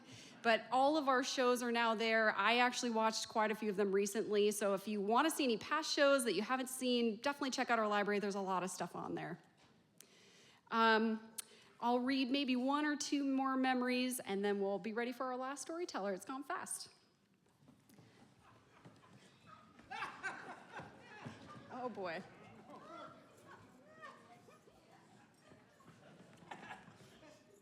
Is that Pedro? I think that's Pedro. We've gotten to the Alaska history now. They're my nieces. My nieces. Alba and Dina. Of course. Everything in this show is suitable for minors. Oh, yes.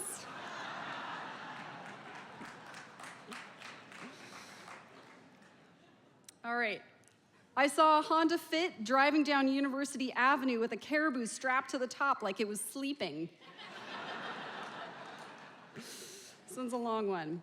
We were on our way home from Anchorage, decided to go on the Glen Highway. Was snowing and blowing hard, got to Eureka, and then we were 6 to 8 humps in the road. Slow down, and lo and behold, they were caribou bedded down in the road with drifts behind them covered in snow. They wouldn't move even after honking the horn, so we weaved around them. I think we were on the road. All right. Our last storyteller tonight is a veteran storyteller. He's been on our program before, and he also spent most of his career as a veterinarian. Please welcome to the stage Karl Monetti, telling a story we call The Hogger.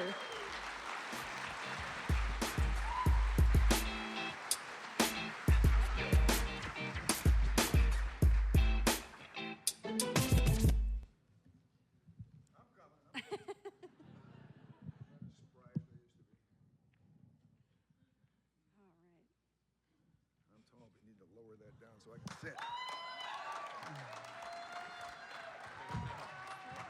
Rod Prince, everybody.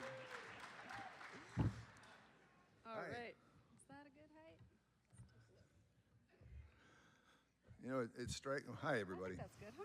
All right. It strikes me that a lot of these stories could have been avoided if they'd taken some basic advice like, if you don't think too good, don't think too much. So, anyway, this isn't one of those. It too, though, starts about 45 or 50 years ago. I'll be dropping some names here, and I didn't have to change any of them because they're all innocent. So, they've been trying to get me on do this story on Dark Winter Nights for a couple of years now. And I guess there were some people on the board who were a little bit squeamish about it, but I hope I don't offend anybody tonight, but if I do, that's too bad. So in 1971, I drove up here from Montana. It was in the summer. Was that Montana or Alaska? Over there. All right. Anyway, within a couple months, I found myself out at North Pole Ranch on Badger Road, trying to cobble together an apartment for me to stay in, and also a veterinary clinic in the old dairy barn. So in my apartment, I needed a refrigerator and a stove, and I didn't have any money, so I asked a couple of people who I could go see to maybe buy something used, and they referred me to Refrigerator Bill. Does anybody here in town remember that name, Refrigerator Bill? Raise your hand if you do. Not that many people. I'm surprised. Well, Refrigerator Bill was a crusty little bald guy who never bathed. He lived over there on Catherine Street over by, just off of College Road in Aurora. And always chewing tobacco, wringing his hands like a shyster in an old movie. But when he introduced himself to me in his Brooklyn accent, me being a New Jersey boy, I knew we would hit it off real well, and we did. So I bought a refrigerator and a stove from him for about 35 bucks a piece.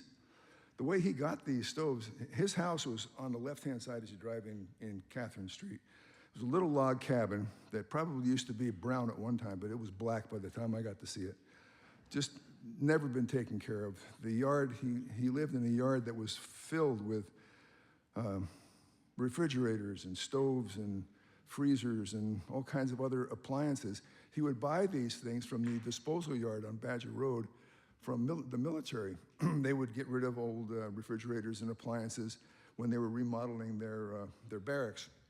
He'd buy lots of them from, like a lot of maybe 50 or 100 of these appliances, maybe get them for $2 or $3 a piece, really, really dirt cheap. And then he would take them home and he would make the ones that weren't working, put them in working condition, and sell them for 35, 40 bucks. He wasn't out to make a killing on anybody, that's for sure. But he did good work, and those two appliances I bought from him were still working 25 years later, so I got a good deal. While we were talking about those things, I also mentioned that I needed something to fill out my veterinary clinic. I didn't have much in the way of instruments or anything like that, just the ones I'd gone through vet school with, a little doctor's bag about that big. So he said, there's a lot of medical equipment being auctioned off at the disposal yard. Why don't we go take a look at it? So we hopped in the truck and drove out there, and sure enough, you know where the disposal yard is on Badger Road? Just as you turn on Badger Road, go across the tracks, it's on the left-hand side. And so we walked in there, and we found this lot, and it had 3 or 4 big cubic yard sized boxes, cardboard boxes, just filled with all kinds of medical equipment. A lot of stuff I didn't need, like the straitjackets and bedpans, things like that. But there was some really good stuff in there, and my eyes just bugged out. I said, wow, this is going to put me in great shape for my vet clinic. So I'm going to bid $1,000, and Bill said, oh, no, that's way too much money. He said, there's 2 things you want to do when you're bidding on these things. You never bid an even number, and always add a penny to whatever dollar amount you want, just in case somebody has the same dollar amount. So I think we put in a bid for $327.01, and I got it. So when we went to pick it up, I found that the reason that was listed as a half a ton of medical equipment is because there were 6 iron lungs that came with it. I did not have a use for iron lungs at the time. So I found a ready taker in Dirty Neck Pete, who lived right across the street in what is now the Superfund site. And so he took those, and what else? Oh, there were 5 gas anesthesia machines in there. I had no use for them. I already had one of my own. So I sold them to my former professor back in Philadelphia. And then the rest of the materials I took back, and I was able to put probably half of it to good use in my clinic.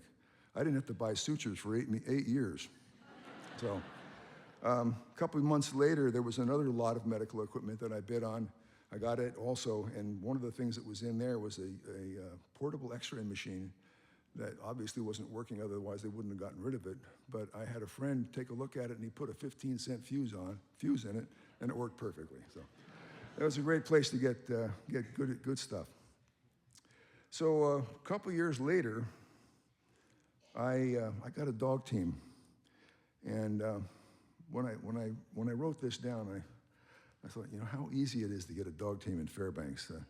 All you have to do is mention to one dog muster that you want to get a dog team, and within a week, you've got a dog team. Everybody brings you their slowest, oldest, cripplest dogs. Oh, this dog he ran the Iditarod 3 times, and he's a great dog. He's just a little slow for my team, he said. Right, so anyway, I got this dog team, and now I need to feed them. So I had about 20 dogs. And one of the perks of being a veterinarian is that every once in a while somebody would call you and say, gee, my horse got hit by a car last night. I don't know it's dead. I don't know what to do with it. I said, well, I have a dog team, and if if you don't mind me feeding that thing to my dogs, I'll take it off your hands. So, well, that worked more often than you would think. So, it's a hard place for horses up here, you know. But horses, cows, anything that would die, people would call me up and ask me if I needed it, or could you know, how do I get rid of this thing? Well, I had the answer for them. There was one other thing I wanted to say about that.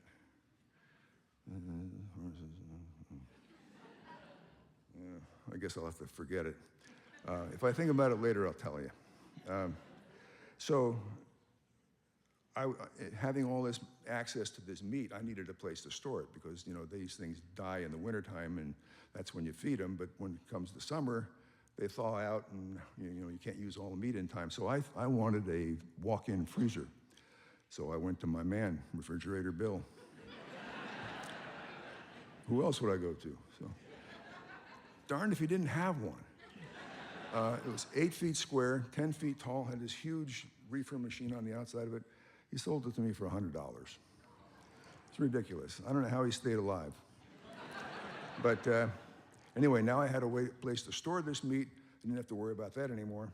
But I was always on the lookout for more protein for my dogs. So I used to run veterinary clinics once a month in Delta Junction and Toke. I would drive down there for a weekend, do a bunch of kitchen table spays or neuters and vaccinations and stuff like that, and then drive back. Well, one day after I was done in Delta, I was on my way to Toke, and I was a little bit thirsty for coffee, so I decided to stop in and see an old friend of mine, another dog musher named Dennis Stordahl. Now, Dennis, you laughing because he was my friend, or or you know something about him I don't know? Yeah. Anyway, Dennis lived at, he had about a 300-yard long driveway to get to his house, and you had to drive right past this dog lot to get there. So I'm looking at his dog lot, and there's feathers all over the place, these white feathers all over. I said, what the heck happened to a herd of suicidal seagulls die here or something like that? Well, I asked Dennis what was going on. He said, no, those are chicken feathers. He said, there's a guy up in Delta who raises chickens for, and sells the eggs to Fort Greeley. I said, oh, that's Lee Fett. I know him. He's a good friend of mine. So he said, yeah, whenever a chicken stops laying an egg a day, they cull it, and they give it to either somebody who wants to raise chickens for their own eggs, or dog mushers come and pick them up. He sells them for 50 cents a piece. That's a pretty darn good price for 4 or 5 pounds of meat. So he said, yeah, you can take some right now if you want. I got about 100 of them that I'm going to cull right now.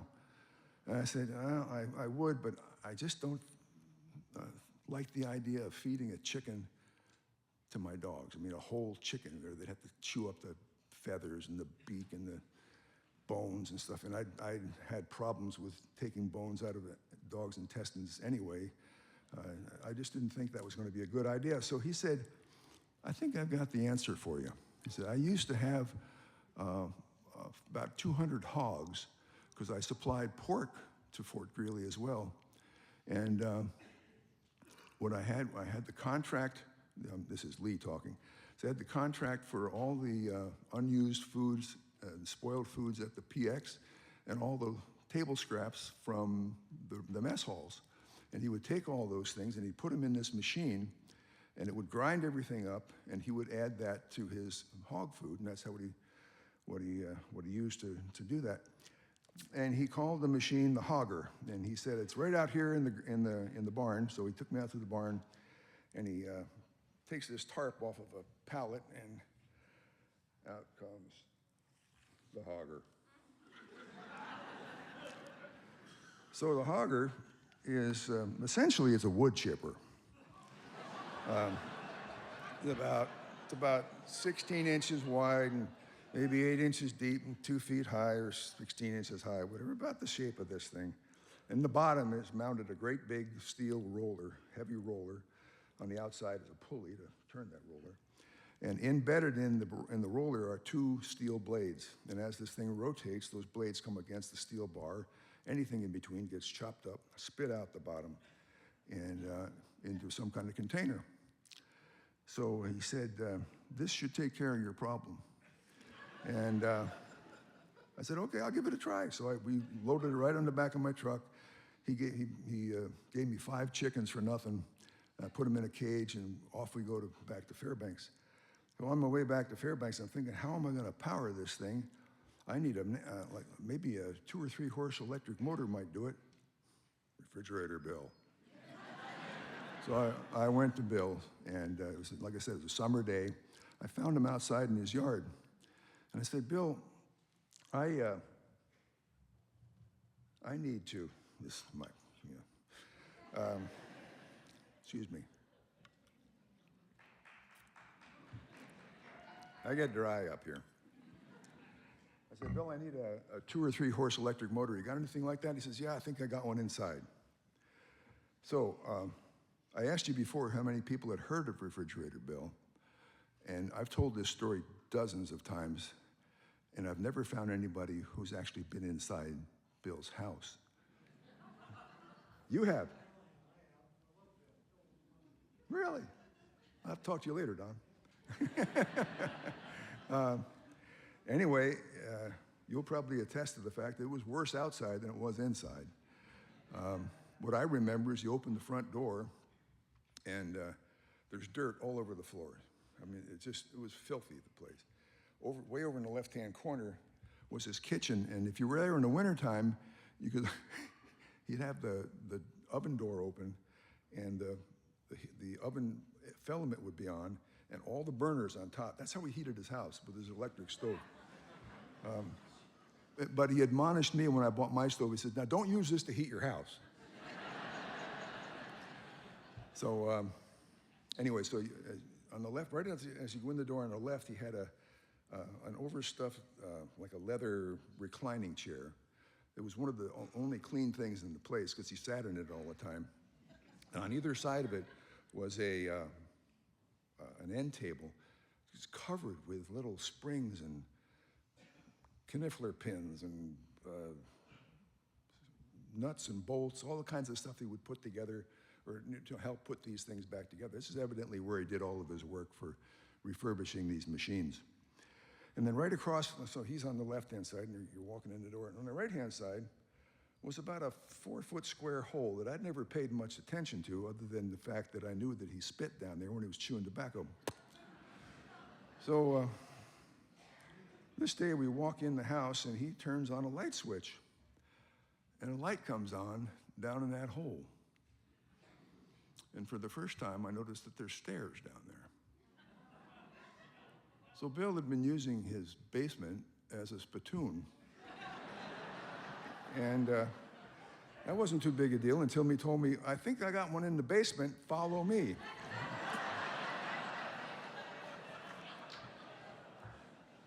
You know, at the time I was 6'8", 260 pounds. I couldn't make myself any smaller. But I tried. Managed to get down and back up without getting slimed. Fortunately, the motor that we found was out of the spray zone. But man, I still get the willies every time I think about that. So I took the motor back to my place and hooked it up to the hogger and got ready to process some chickens. I need to tell you, the lay of the land at my place is, I had a little house on Badger Road, 3.5-mile Badger Road. You drive in the driveway, and right in front of you, about 100 feet in, is a garage. And to the right of that is the entrance to the house. To the right of that was the entrance to the basement, which is where I had my clinic. And then to the left of the garage, I had a dog food cache, and then that's where I'd put my walk-in freezer. So I backed my truck in, up close to the garage, but right in front, right behind that walk-in freezer. Then I took some pieces of plywood and put them out, to angle them out like aprons there so nobody could see what I was doing. It was a Sunday afternoon. I wasn't expecting anybody, but I also didn't want anybody to see what I was up to because, well, you'll find out in a minute. So I back up there and I get everything ready and I pulled the pallet out a little past so that the bottom of the hogger hung over the back of my tailgate. And underneath that, I put a garbage can, and in the garbage can, I put an empty dog food sack that was lined with plastic. So in those days, we fed Don's dog food, which is really high in fats, and they learned that they had to put plastic in them, otherwise the fat content would sort of deteriorate the paper. Anyway, these things became great for holding all kinds of watery materials, like dog food. So anyway, I put everything together, and I decided, well, I need to kill a chicken. So, excuse me a second. I need to get my accomplice here.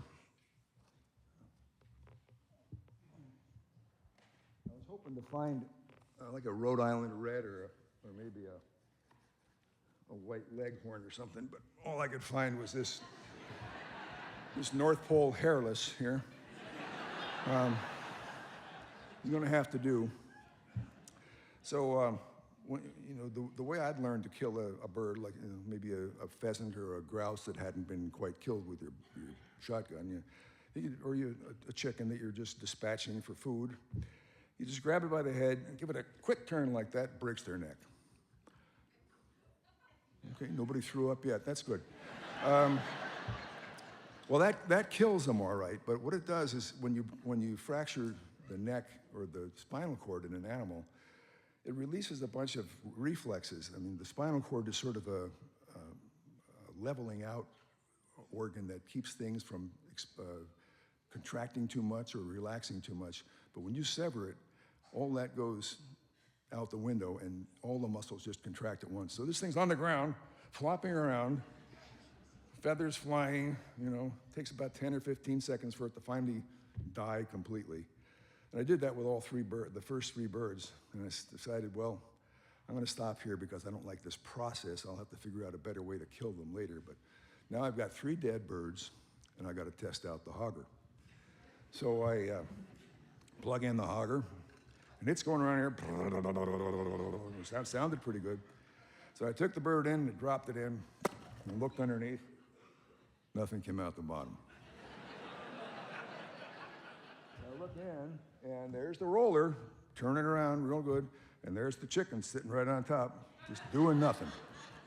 So I got to thinking, Lee told me that he was feeding food scraps and stuff like that, so maybe I need smaller pieces. So I took that bird back out and unplugged the hogger, and I cut it into about 5 different pieces.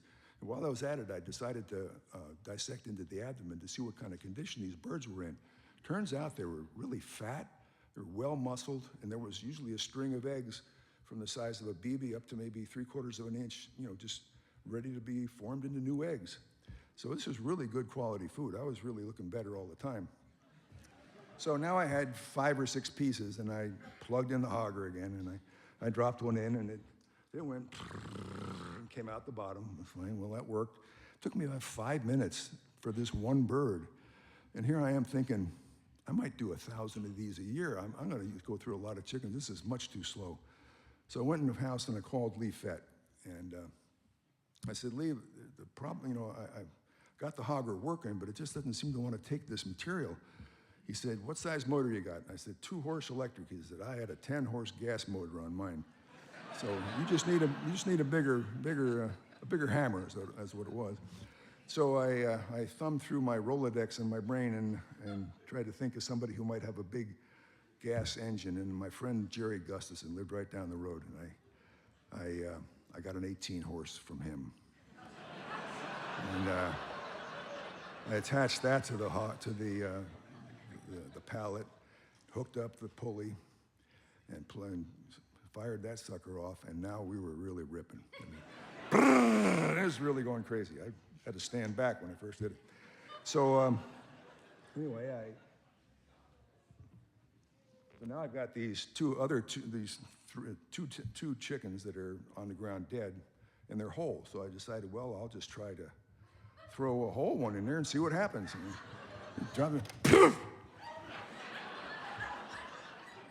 Less than a second. I couldn't believe it. Those little pieces took 5 minutes to get. So I took the other one, dropped it, and right into the bag, Wow, this is fantastic. So now I need a better way to kill these birds. So I had 2 left, so I experimented with one. I said, I'll just cut its head off. So I got my axe and a chunk of firewood for a chopping block, and picked the bird up by the feet and held him upside down, Laid him down on the thing there, chopped his head off, put him on the ground. And those reflexes now had me, I had a flopping bird spurting blood all over the place. Totally unacceptable. But, so I dropped them through the hogger. But I noticed when I picked up the birds by their head to break their neck, they didn't like that at all. They went wild just picking them up. But when I picked the bird up by its feet to cut its head off, it calmed down right away. And I'm thinking, you're thinking too. Cool. So I'm thinking, you know, the bird's head is down, the hogger loads from the top. What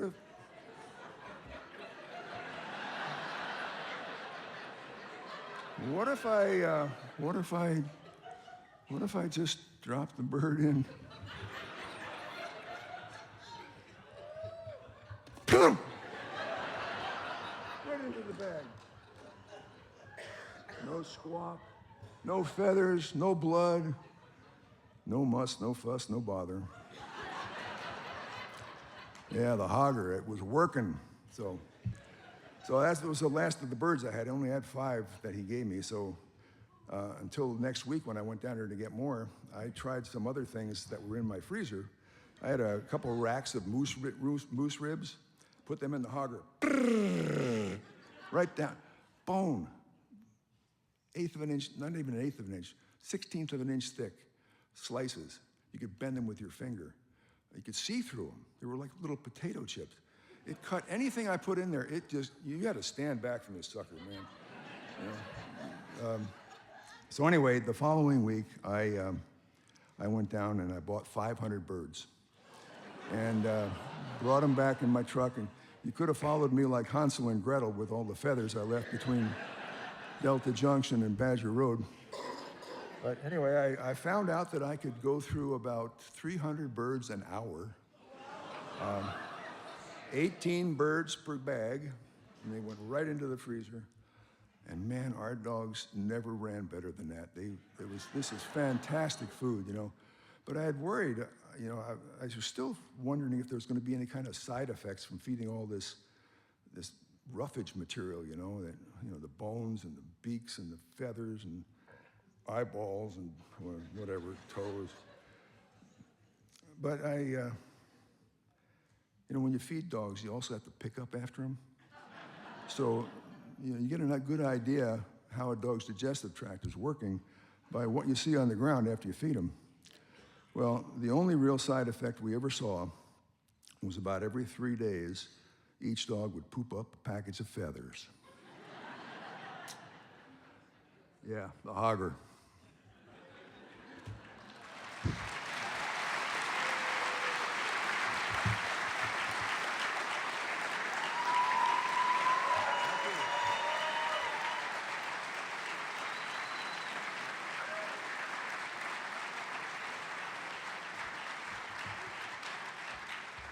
Karl Monetti.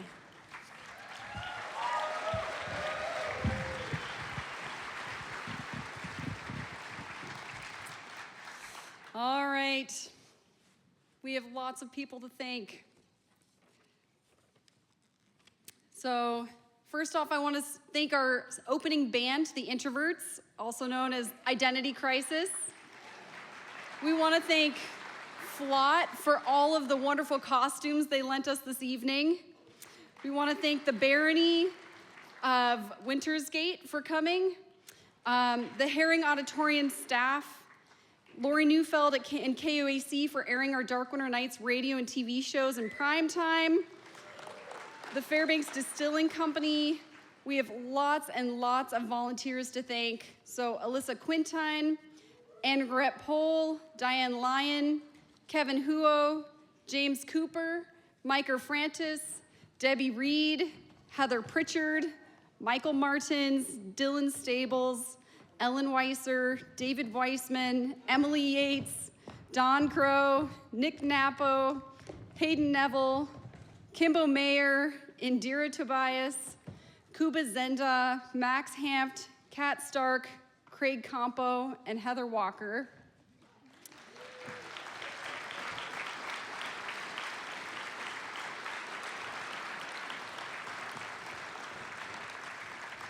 We want to thank the Safeway stores and Papa John's Pizza.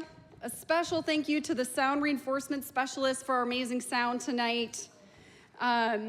I definitely want to thank the real force behind Dark Winter Nights, our executive board. So please come on out when you're called. We have Ryan, Rob, I'm sorry you're in my shadow. Not sorry, Peterson. Robin is going to get us called into the principal's office. Chris, I always thought this was cheesy, also needs an auction intervention Zwolinsky. And Rob, the side-splittingly whimsical prince.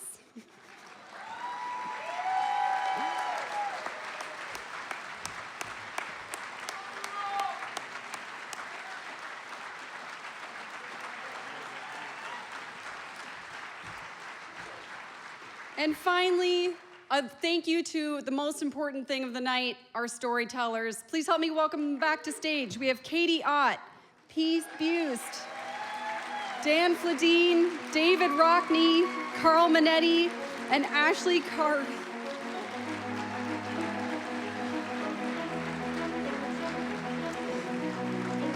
Thanks for coming, everyone. If you'd like a picture with our time machine, you're welcome to come up and take a picture. We'll see you in February. Never forget, these are the stories we tell up here in Alaska on Dark Winter Nights. Thank you.